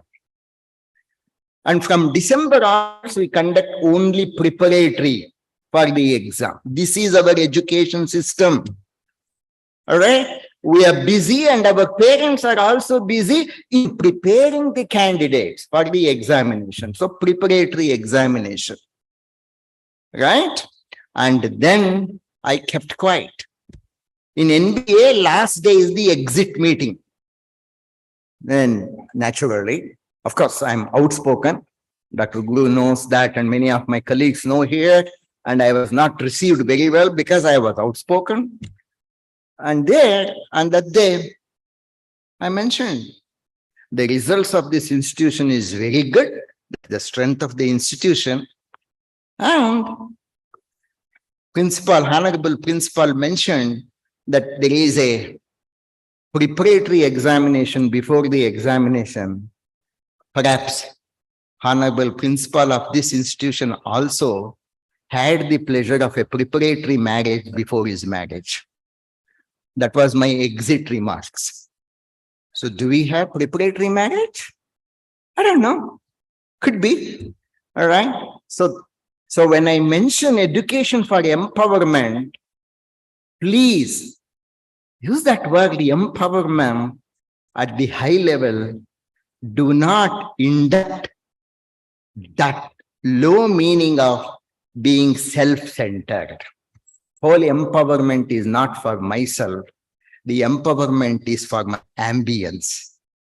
If I can realize that if I get educated, my ambience will get educated, then that is the real empowerment. But then we have forgotten that. Naturally, everybody told finally that education should be not for all these things. Education should be for enlightenment. An enlightened vision, an enlightened individual, naturally empowerment automatically happens. Enlightenment, the subset of enlightenment is empowerment. And the subset of empowerment is naturally the job, your whole employment. And once you are employed, obviously engagement, you are engaged. So we forget, we focus on subset. Please do not focus on the subset, because that has been the motto of this great institution. That has been the motto of this institution, which is going 107 not out, and it is going to be 125 not out, 150 not out, 200 not out. This is the great institution. We should not forget that. In fact, what I wanted to just mention is, from the culture of economy-oriented formal education, ours is economy-oriented formal education. I have not seen any politician rising to a level above this. Most of the politicians will stop at this point. I'm sure Honorable MLC is present over here. I want him to carry this message that it is not economy-oriented formal education which is happening on the day. From the culture of economy-oriented formal education, can we move ahead to the culture of intelligence and well-being oriented liberal education? Intelligence and well-being oriented of liberal education. This is not what I am speaking. This is not what National Education Policy 2020 is speaking. This is what Jiddu Krishnamurti, way back, much before the independence, he had envisioned this. And that is what is today found in National Education Policy, right? This is exactly what Jiddu Krishnamurti had told way back. And this is the same thing which very powerfully has been written by Bhushan Patawardhan in his recent essay on National Education Policy. Very beautifully written by him. I suggest that every one of you should go through that. In fact, National Education Policy's philosophy, I have got to be I'm very happy that Madam Shailaja recalled that University of Mysore was at the forefront. In 2000, Professor S.N. Hegde was the Vice Chancellor, isn't it, Dr. Guru? Yes, Professor S.N. Hegde was the Vice Chancellor. I told him, my department should not have BOE, Board of Examiner. No, it is Act. How can we do it? We can all do it. I shall not have BOE in my department. I shall have only BOS in my department. Then he said, okay, all right, you write the ordinance. The ordinance was written, and naturally, it was obviously a very hard meeting. I think at that time, Professor Shashidhar Prasad was the Dean of Science and Technology. He said in Kannada, ನೀವೆಲ್ಲ ಮಾಡಕ್ಕಾಗ್ಲಿಲ್ಲ ಅಂದ್ರೆ ಬಿಡಿ, ಅವ್ರು ಮಾಡ್ತೀನಿ ಅಂತಿದ್ದಾರೆ, ಮಾಡ್ಲಿ ಬಿಡಿ. Only one word, and it was accepted in Science and Technology. I think I remember it was Professor Shashidhar Prasad. All right. So our department was entirely a different department and a different cult in the entire campus of Manas Gangotri. That was a totally a different department. So national education policy, what it speaks today, University of Mysore had envisioned it by 2000, by 2002 itself. We were way back. But then obviously we did not have publicity, and we never believed in publicity, because education has got to teach you the benevolence of working in silence. All right. And that was always our motto. We never publicized ourselves and things went on, right? So national education policies, education philosophy, abstract, is it should not be a campus placement based, salary package driven education culture. What's going to happen today? In fact, I give you another example of mine. I was a chief guest for one of the engineering university. I went there, and Honorable Vice Chancellor was sitting next to me. And Honorable, obviously, the Chancellor was also sitting. Students would come, pay their pranams, take degree certificate. And it was a casual wish even to the Chancellor. But there was another person standing over there. They would go and touch his feet, prostrate. I was really confused. What's happening? Honorable Chancellor is sitting over there. Honorable Vice Chancellor is sitting over there. These candidates are not even, wishing properly, as if it is a business they are wishing. And they're touching only this man's. Then I asked the Vice Chancellor, who is that man? He told, he is the campus placement officer. Okay. So our parents today would put, our parents mean you also, I also. We're all inclusive. All right. We find out not the qualification status of the department of the institution, but we find out whether the campus placement is good. If university has got to become an exchange for jobs, or if it has got to become a job hunter, then what is the purpose of education? Where is education for enlightenment? So from campus placement, salary-based education, we have got to, that clearly kills the ethos of education. Go to any management school, except IIMs, go to any management schools, they will first have the placement officer, and then they will think of having a full-fledged professor. As I already told you, the other unfortunate part is to switch people from preparing for examinations, to switch people from preparing for degrees and diplomas to the people of spirit of learning. I already told you, we always prepare for examinations. Obviously, in this country, people have got to prepare for IAS examination, people have to prepare for KAS examination, and their preparation ends the moment they get selected. All right? Isn't it?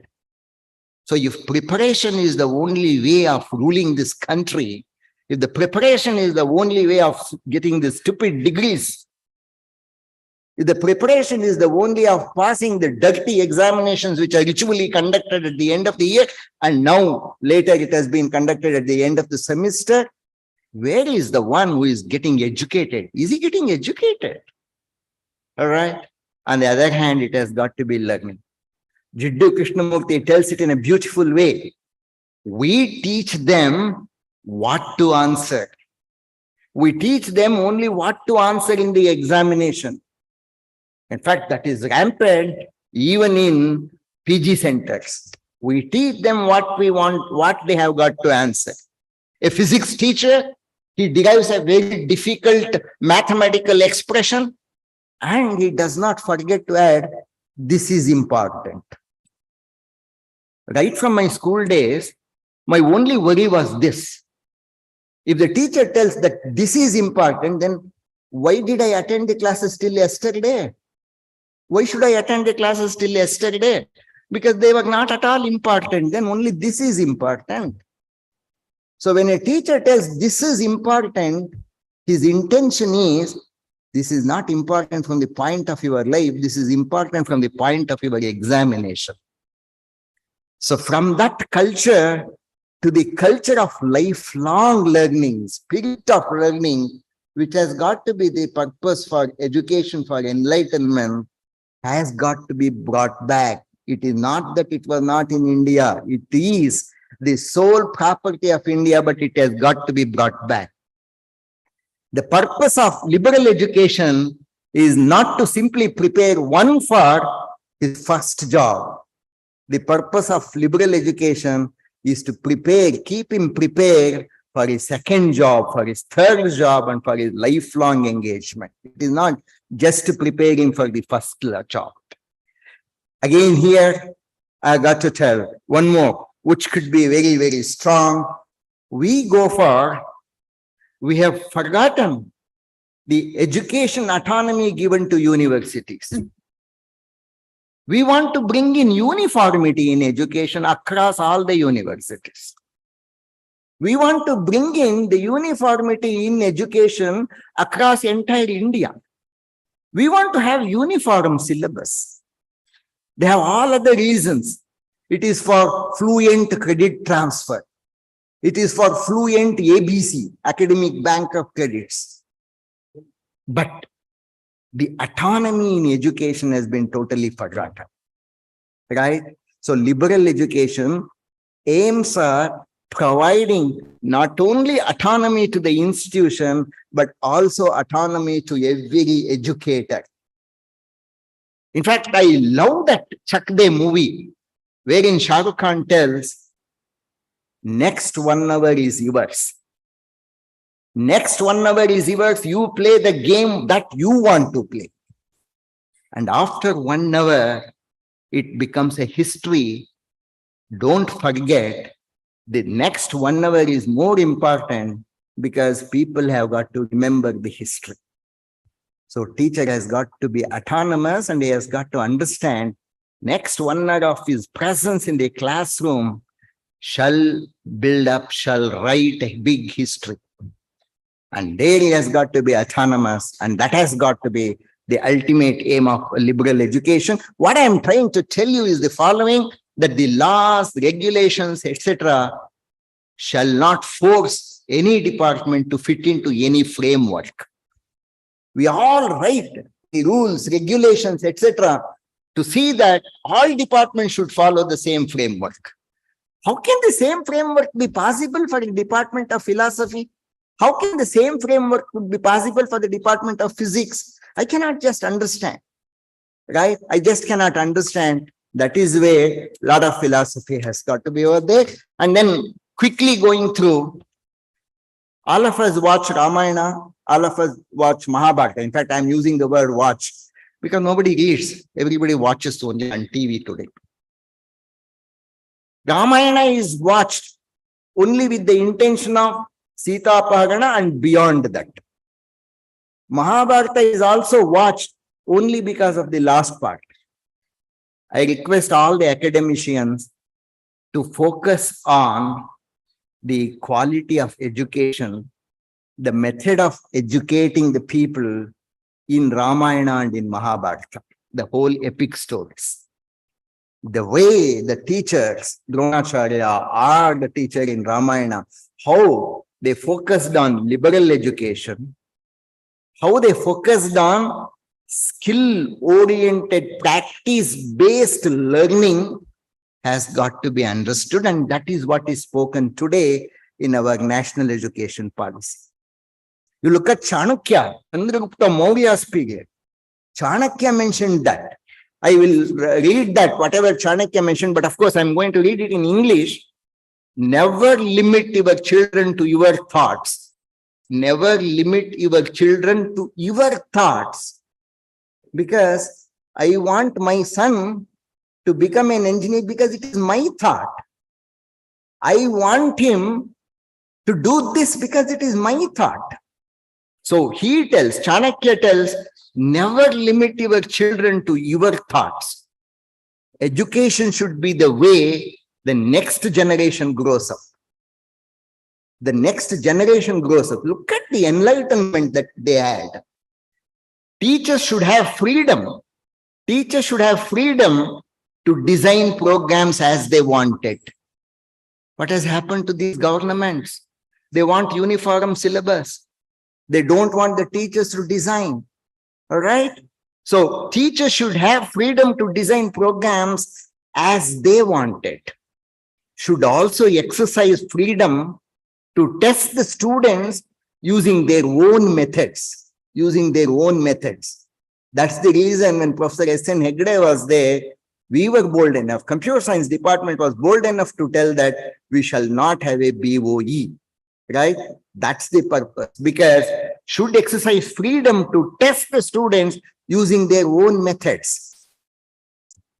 Best students will come out. Unfortunately, the present education system is, present university is only registrar evaluation, only controller of examination. Unfortunately, all vice chancellors are busy not in revamping this particular point, right? Unfortunately, this is an untouched subject, and registrar evaluation continues to be unconquered monarch of a university. All right? Okay. So unfortunately, on the contrary, the present education system is examination system.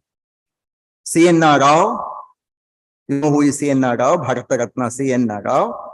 He mentioned, I will read it, quote, India has exam systems, not education system. India has exam system, not education system. When will young people stop taking exams and do something worthwhile? When will young people stop taking exams and do something worthwhile? That's what is C.N.R. Rao's lament. Naturally, Jiddu Krishnamurti had provided solutions to all these way back. Way back. Go through his book called My Talks with My Students. Very lovely book. Okay. All right. On the contrary, let us see what has happened. Teaching has become just another profession. More so in engineering colleges, because naturally my experience has been only with engineering education, more so in engineering colleges, because people tell, I did not get a job elsewhere, so I have become a professor. All right. So more so. People, how many people have come with passion, with love, with dedication to this field? Then, naturally, as head of the department, as chairman, as dean, you would definitely ask the question at the end of the semester, how are the things going on? One question which any academic head would ask, have you completed the syllabus? Before that, the teachers will tell, I have finished the syllabus, sir. Our teachers finish the syllabus. They finish the syllabus and they will bury the syllabus also. They finish the syllabus. This is one good. This is the way they tell. Second, they tell, little better, I have completed the syllabus. Right? And then only few will tell, I have covered the syllabus. So from finishing the syllabus to completing the syllabus, to covering the syllabus, shows the evolution of the education system. But it is not covering the syllabus. It is uncovering the syllabus in the classroom, what has got to happen. A good teacher, a good academic environment shall not cover the syllabus, should uncover the syllabus. And should uncover the syllabus. What is uncovering? Uncovering the syllabus is making the candidate to discover the syllabus, making the candidate to explore the academic journey, making the candidate to be creative in his thinking, making the candidate to be critically creative, imagination, and logical dreamer. He has got to become a logical dreamer. In fact, in my life, I have adopted this. Whenever I teach, I don't give him an impression that I am teaching him. I don't give him an impression that the flow is happening from my end to the student end. I always give him an impression that I am learning from him. I always give him an impression that I want to catch hold of your hand and walk along with you. Right? And making him feel that he is walking along with me transforms him to be a great learner. That is what has got to be the education. So you give me a feeling, look, I am learning with you. Let us explore the world together. The young brains over there are so instrumental, great navigators for you that you really enjoy that. Therefore, my request is that please do not cover the syllabus. Please uncover the syllabus. Right? The punch point is, this can be made possible if and only if you do not prepare your student for an examination, but you make him a thinker. You should make him a thinker. Thinker as a spelling, Thinker. Thinker. But what we are making is not thinker, we remove H from that thinker. We are making them thinkers. They are thinkers of examination. Because our system thinks that making them the tinkering agents will make them qualified. So please, let us not make them thinkers, let us make them thinkers. And that's what is the National Education Policy's philosophy. National Education Policies is, you know that, it's a very simple, beautiful document of 73 pages. In fact, people asked me, sir, in your opinion, is it right that the ISRO chairman was the chairman for this NEP document? I said, yes, why not? He's the right person. How do you tell that? He is ISRO, he is a spaceman. What does a spaceman do?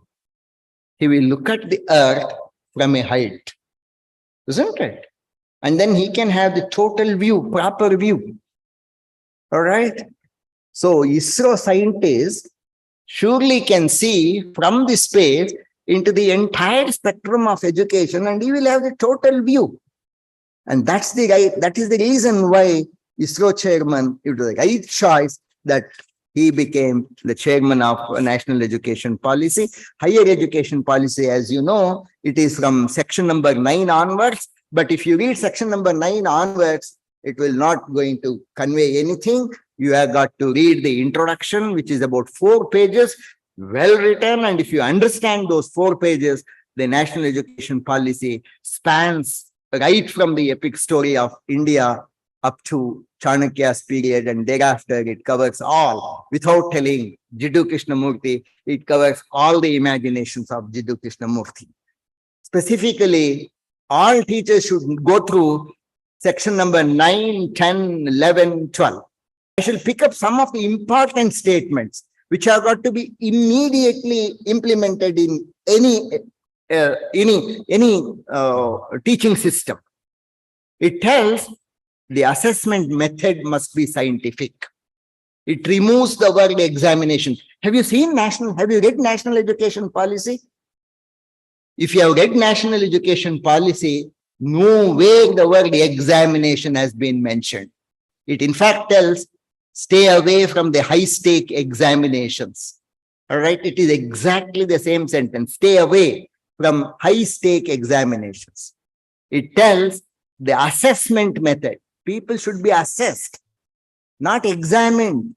All right, the assessment method must be scientific. Must be scientific, which means if it has got to be documented in national education policy, our examination system should be highly unscientific. Otherwise, why should they document it? So the assessment method must be scientific, designed to continuously improve learning. Nowhere it tells it is designed to examine whatever you have learned. It tells designed to continuously improve learning.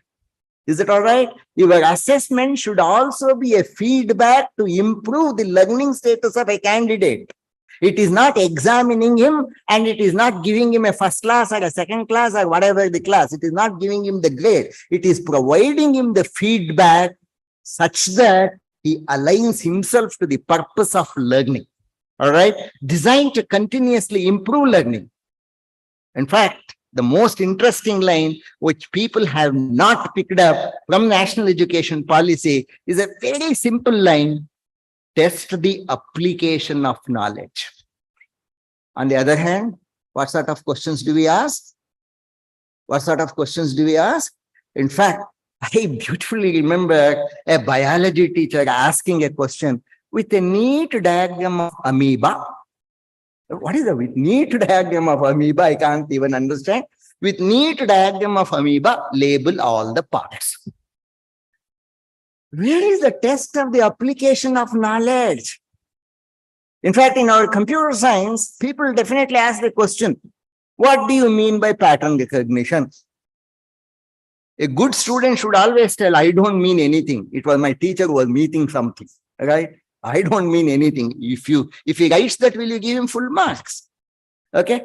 Another, with a neat diagram, von Neumann's diagram, explain the different components of the architecture. What is that? With neat von Neumann's diagram.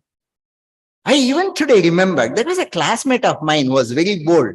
Professor C.N. Ravi Kumar is sitting over here. He was my teacher also. He's senior to me by 1 year. All right. And then one day, we went to our electrical circuit lab and we had to submit our journals. Journal is the laboratory report. Okay. And then one person gave the report. He said, what is the circuit diagram? Can you not use a scale and draw the circuit diagram properly? You're drawn the circuit diagram using a free hand. And he threw the journal. My classmate did not get disturbed. He went, he caught hold of the hand of the teacher and he took him to the lab and he asked him, can you please rig the circuit for me where the wire will be as straight as you expect me to write? How many people have this? How many people have this ability to find out what is the purpose? Purpose is not using a scale to draw, right? Purpose is to understand. Purpose is to get the feedback. Test the application of knowledge. All right. Move away from high stakes examination. Move away from high stakes examination. Move to continuous and comprehensive evaluation. Move to continuous and comprehensive evaluation, which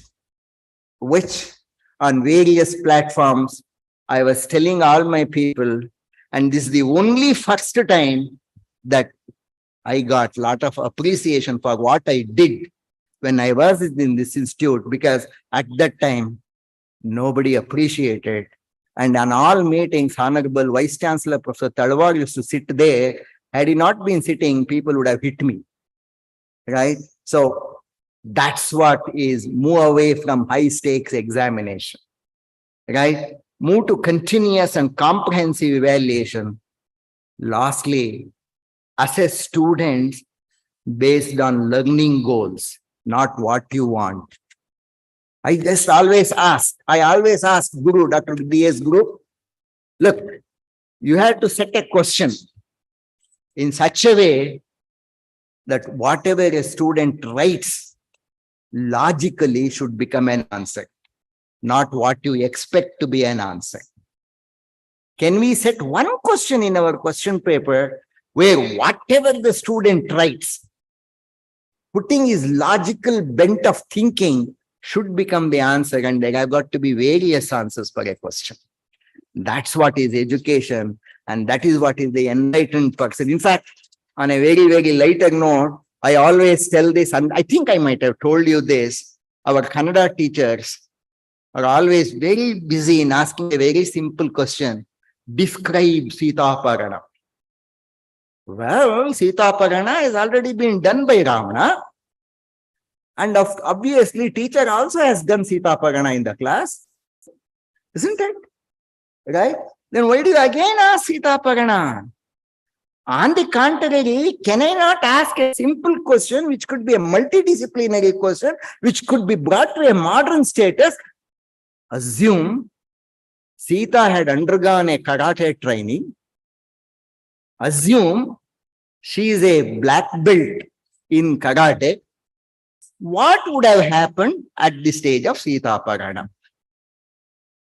Then whatever a student imagines and writes, you can assess the ability of his expression.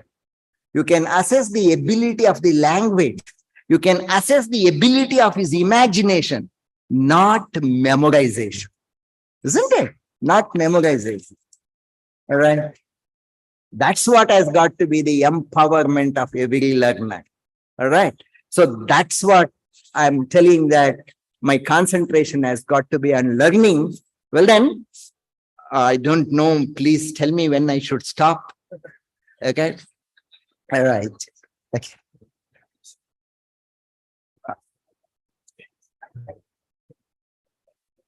Well, University of Mysore has adopted the LTP system, isn't it? LTP stands for lecture, tutorial, practicals. No, it should not stand for lecture. It should not stand for tutorial. It should not stand for practical. No. The lecture L should stand for improving the listening capability of a student, the listening comprehension of a student.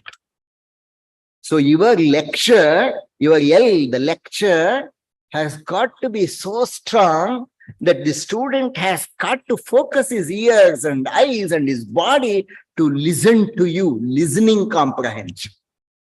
Enhance the listening comprehension of the student, L for listening, not for L for lecturing, L for listening.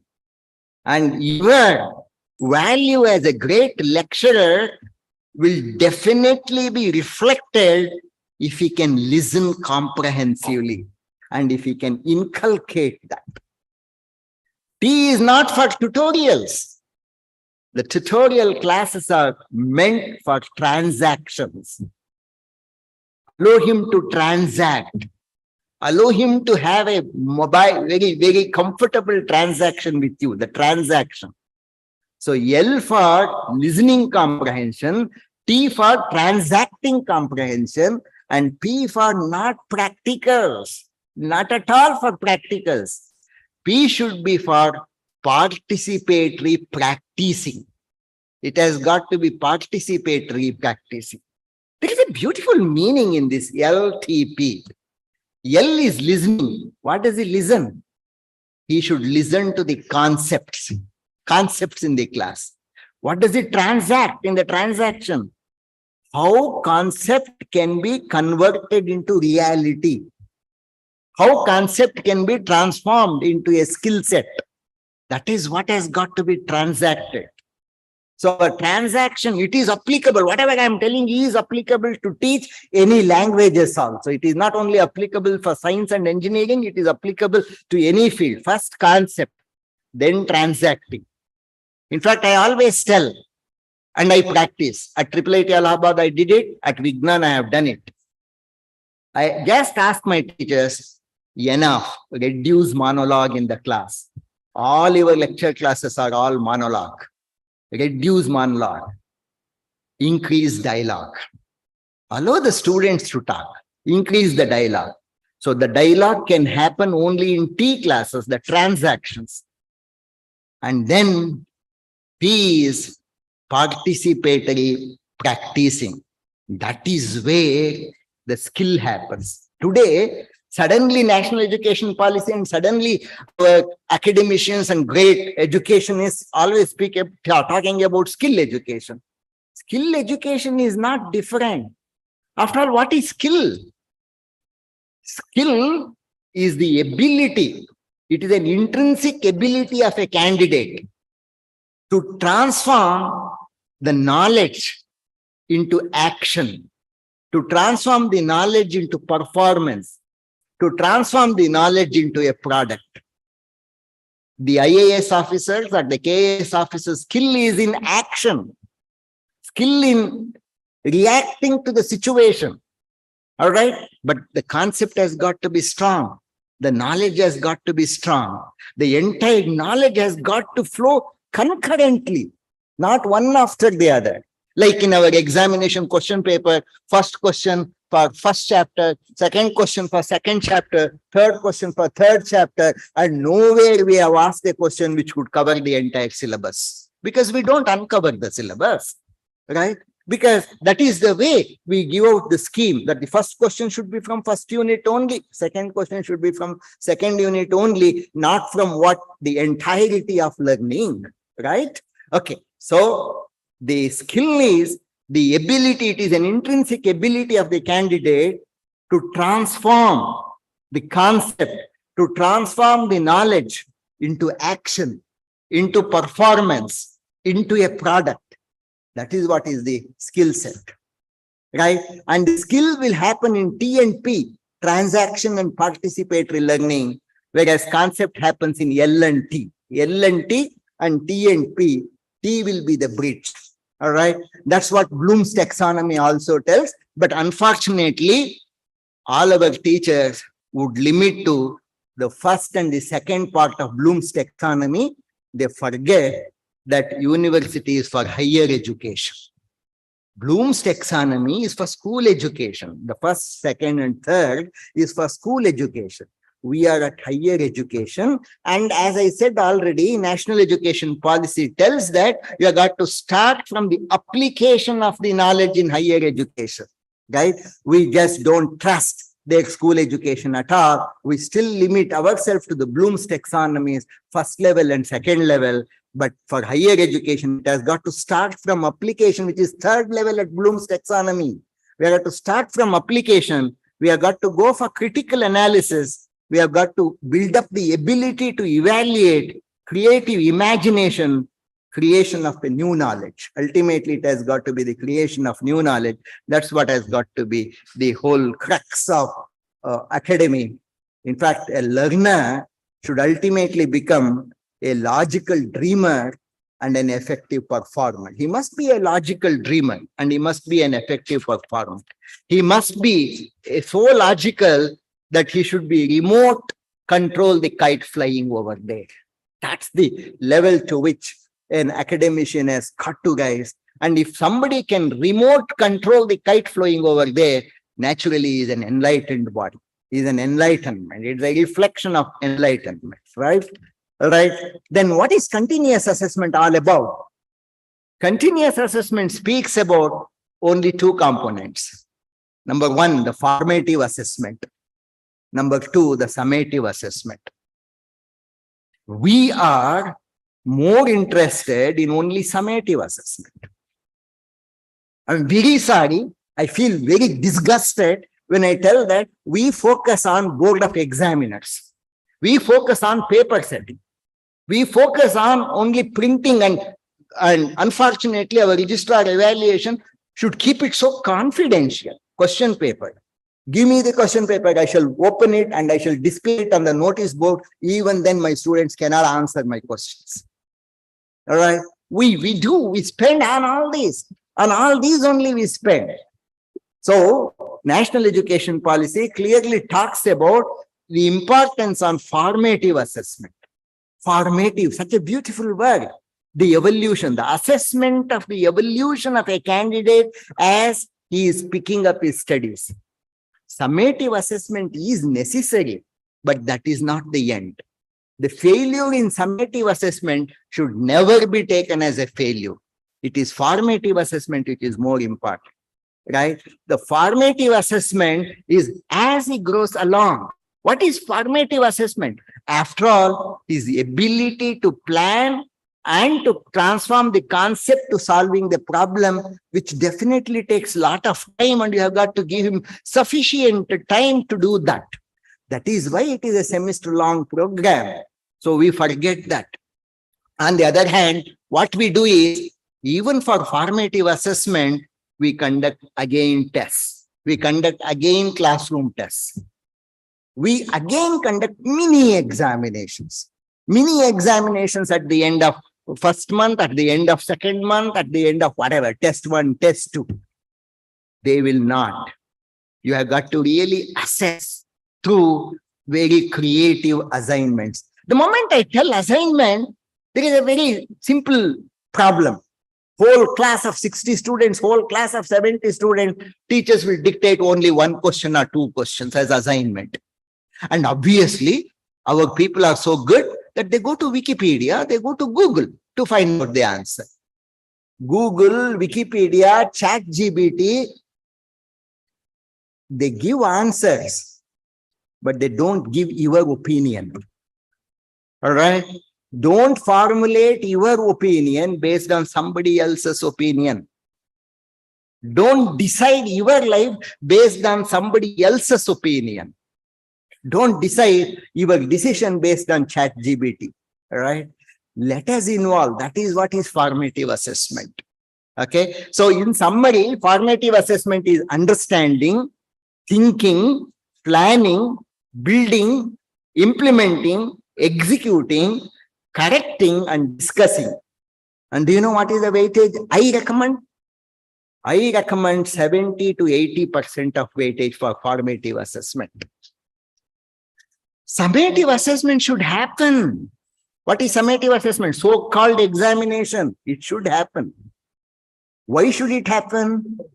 Because summative assessment is the ability to check his crisis handling capability. A student's ability to handle the crisis. When a patient with heart attack goes to a doctor, it is summative assessment for a young doctor because he has got to handle the crisis.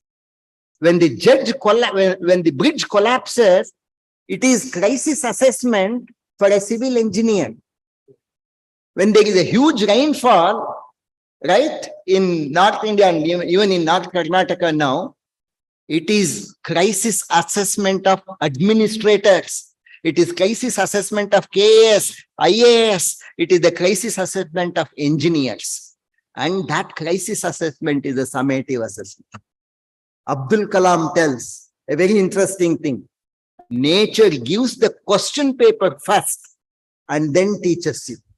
Whereas we teach, we leak the questions indirectly. Because in the classroom we tell, no, this is important. We leak the questions indirectly. Still finally, the results are poor. Still finally, not all of them will get 100 out of 100 marks. Right? So, summative assessment has got to be the assessment ability to assess the crisis management. When you give a question in the examination hall, the student should sweat. Where is that happening? Where is that happening? That's not at all happening, because even without reading the question, I'm sorry if I tell that our young ladies over here, even without reading the question paper, between the boys and the girls, I've seen girls opening up the pen and starting writing the answers in the answer book. Even if you don't read the question paper, also they write the answers. Right? This is what is our summative assessment. Our questions don't nerve anybody. It has got to unnerve people. That is what I got with the question, right? That is what is summative assessment. But the failure in summative assessment should not be taken as a failure at all. All right? Okay. Then ultimately, I got to mention only one most important. Education is IPO. What is IPO? Input, process, and outcome. Education is IPO, input, process, and outcome. It is not just IPO, add one more I, which is impact. So what should be the impact? The impact is to understand the meaning of the word charity. What is charity? This I have picked up from the book Reflections in Time. I request all of you to listen to this carefully. Charity is, it is silence. It is silence when your words would hurt. It is patience when your neighbor is cut. It is silence when your words would hurt. It is patience when your neighbor is cut. It is deafness when a scandal flows. It is a deafness when the scandal flows. It is thoughtfulness for others' woes. It is promptness when duty calls. And it is courage when misfortune falls. And finally, enlightenment. I shall read this and end this. Finally, the philosophical meaning of enlightenment is the following.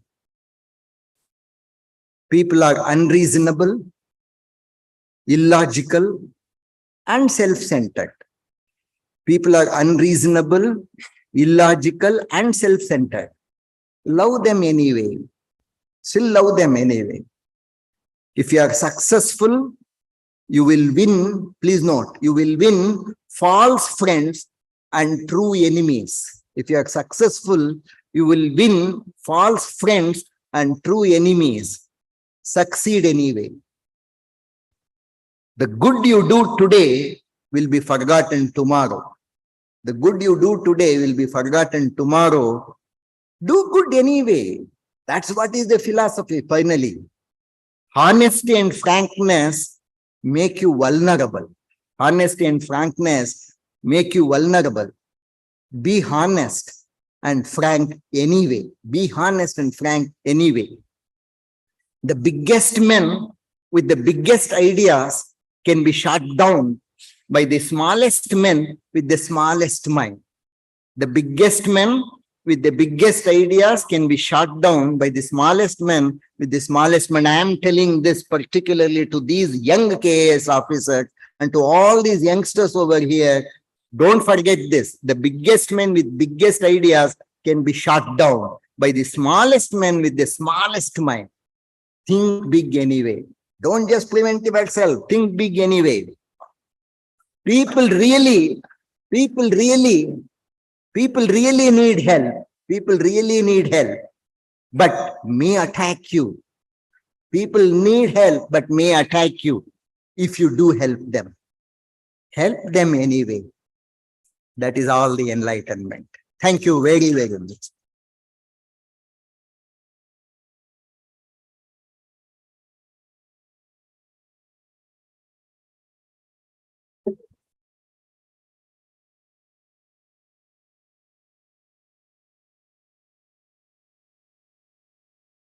ಅತ್ಯಂತ ತೀಕ್ಷ್ಣವಾಗಿ, ವಿಡಂಬನಾತ್ಮಕವಾಗಿ ಹಾಗೂ ಮಾರ್ಮಿಕವಾಗಿ ಇಂದಿನ ಉನ್ನತ ಶಿಕ್ಷಣ ವ್ಯವಸ್ಥೆಯನ್ನ ವಿಮರ್ಶೆಗೊಳಪಡಿಸಿದ, ಅತ್ಯಂತ ಪರಿಣಾಮಕಾರಿಗೆ ಸಂಸ್ಥಾಪನಾ ದಿನಾಚರಣೆಯ ಉಪನ್ಯಾಸವನ್ನ ನೀಡಿದಂತಹ ವಿಜ್ಞಾನ ವಿಶ್ವವಿದ್ಯಾಲಯದ ಸನ್ಮಾನ್ಯ ಕುಲಪತಿಗಳಾದ ಪ್ರೊಫೆಸರ್ ಪಿ ನಾಗಭೂಷಣ್ ಅವರಿಗೆ ಮೈಸೂರು ವಿಶ್ವವಿದ್ಯಾಲಯದ ಪರವಾಗಿ ಹೃತ್ಪೂರ್ವಕವಾದ ವಂದನೆಗಳನ್ನ ಸಲ್ಲಿಸ್ತೇನೆ. ವಿಶ್ವವಿದ್ಯಾಲಯದಲ್ಲಿ ಆರ್ಥಿಕ ಶಿಸ್ತನ್ನ ತರುವಲ್ಲಿ ಅಪಾರವಾಗಿ ಶ್ರಮಿಸುತ್ತಿರುವಂತಹ ಮಾನ್ಯ ಹಣಕಾಸು ಅಧಿಕಾರಿಗಳಾದ ಡಾಕ್ಟರ್ ಸಂಗೀತಾ ಗಜಾನನ ಭಟ್ ಅವರು ನಮ್ಮೊಂದಿಗಿದ್ದಾರೆ. ಈಗ ಈ ಸಮಾರಂಭದ ಯಶಸ್ಸಿಗೆ ಪ್ರತ್ಯಕ್ಷವಾಗಿ ಹಾಗೂ ಪರೋಕ್ಷವಾಗಿ ಕಾರಣೀಭೂತರಾದಂತಹ ಸರ್ವರಿಗೂ ವಂದನೆಗಳನ್ನ ಸಲ್ಲಿಸಬೇಕಾಗಿ ಅವರನ್ನ ಕೇಳ್ಕೊಂತೇನೆ.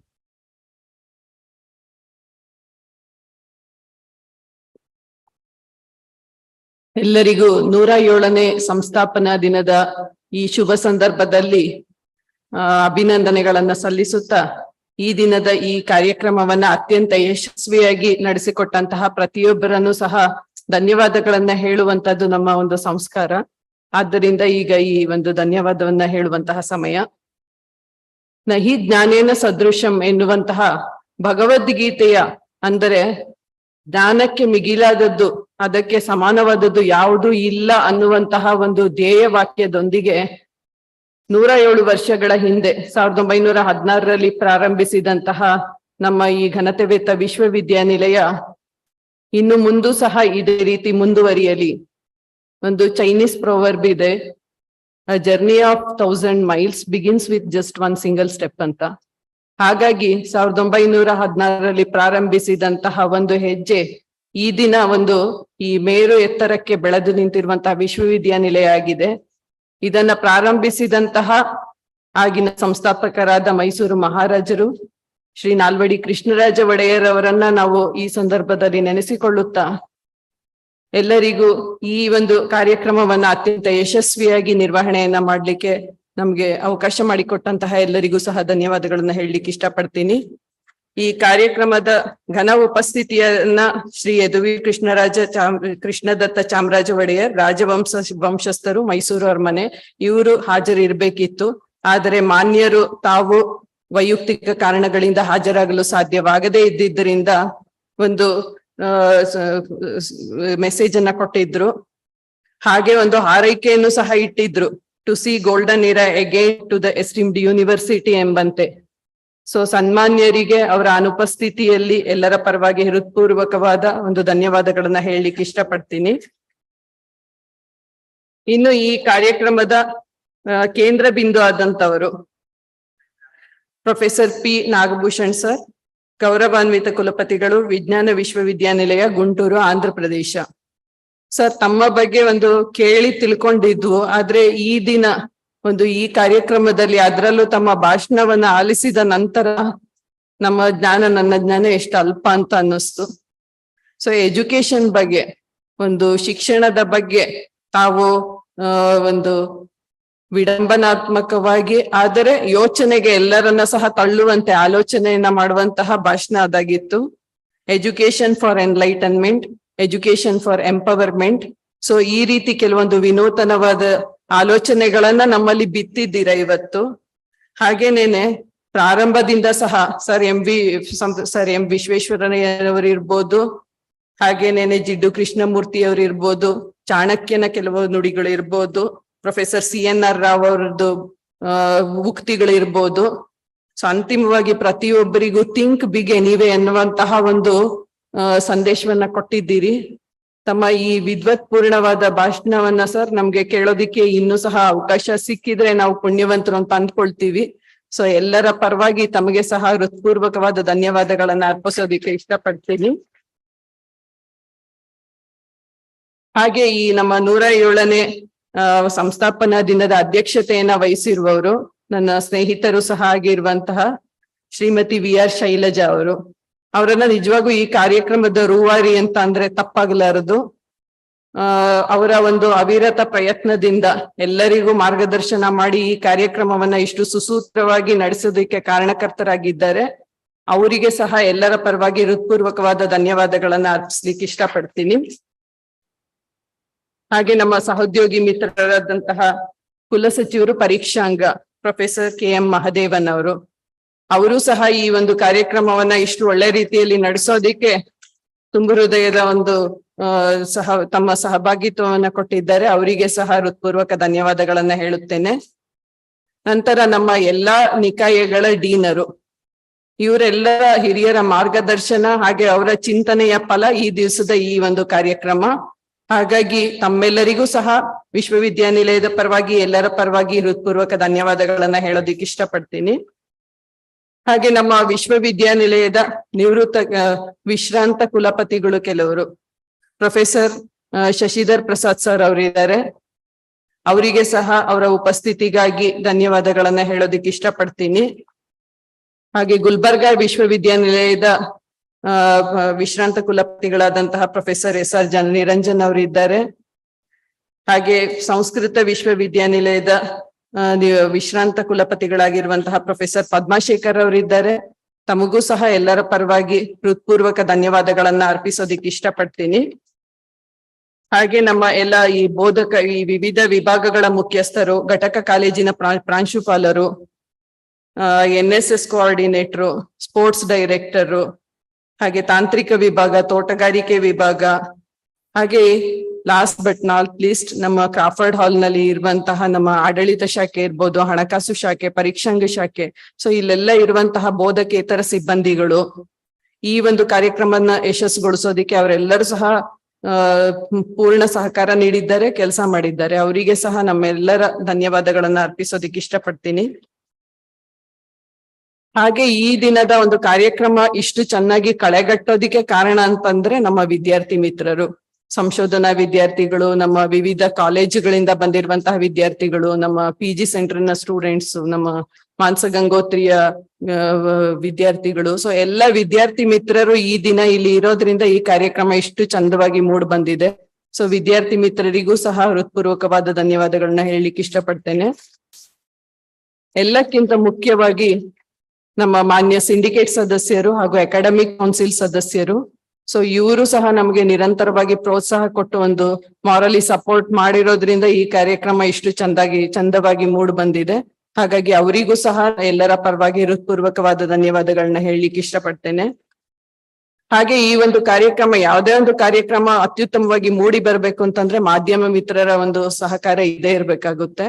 ಹಾಗಾಗಿ ಈ ದಿನದ ಈ ಕಾರ್ಯಕ್ರಮದ ಭಾಗವಹಿಸಿರುವಂತಹ ಎಲ್ಲ ಮಾಧ್ಯಮ ಮಿತ್ರರಿಗೂ ಸಹ ಹೃತ್ಪೂರ್ವಕವಾದ ಧನ್ಯವಾದಗಳನ್ನ ಹೇಳಲಿಕ್ಕೆ ಇಷ್ಟಪಡ್ತೇನೆ.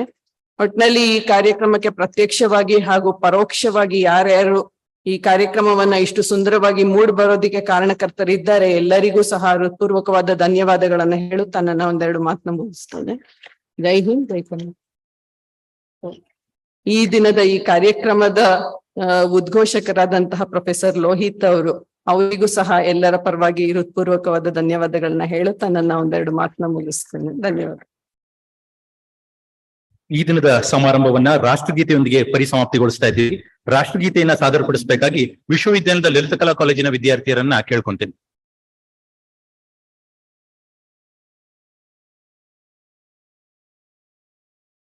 ಜನಗಣ ಮನ ಅಧಿನಾಯಕ ಜಯ ಹೇ ಭಾರತ ಭಾಗ್ಯ ವಿಧಾತ, ಪಂಜಾಬ ಸಿಂಧು ಗುಜರಾತ ಮರಾಠ ದ್ರಾವಿಡ ಉತ್ಕಲ ವಂಗ, ವಿಂಧ್ಯ ಹಿಮಾಚಲ ಯಮುನಾ ಗಂಗಾ ಉಚ್ಛಲ ಜಲಧಿ ತರಂಗ, ತವ ಶುಭ ನಾಮೆ ಜಾಗೆ ತವ ಶುಭ ಆಶಿಷ ಮಾಗೆ, गाहे तव जय गाता, जनगण मंगल जय हे भारत भाग्य विधाता, जय जय जय जय जय जय जय हे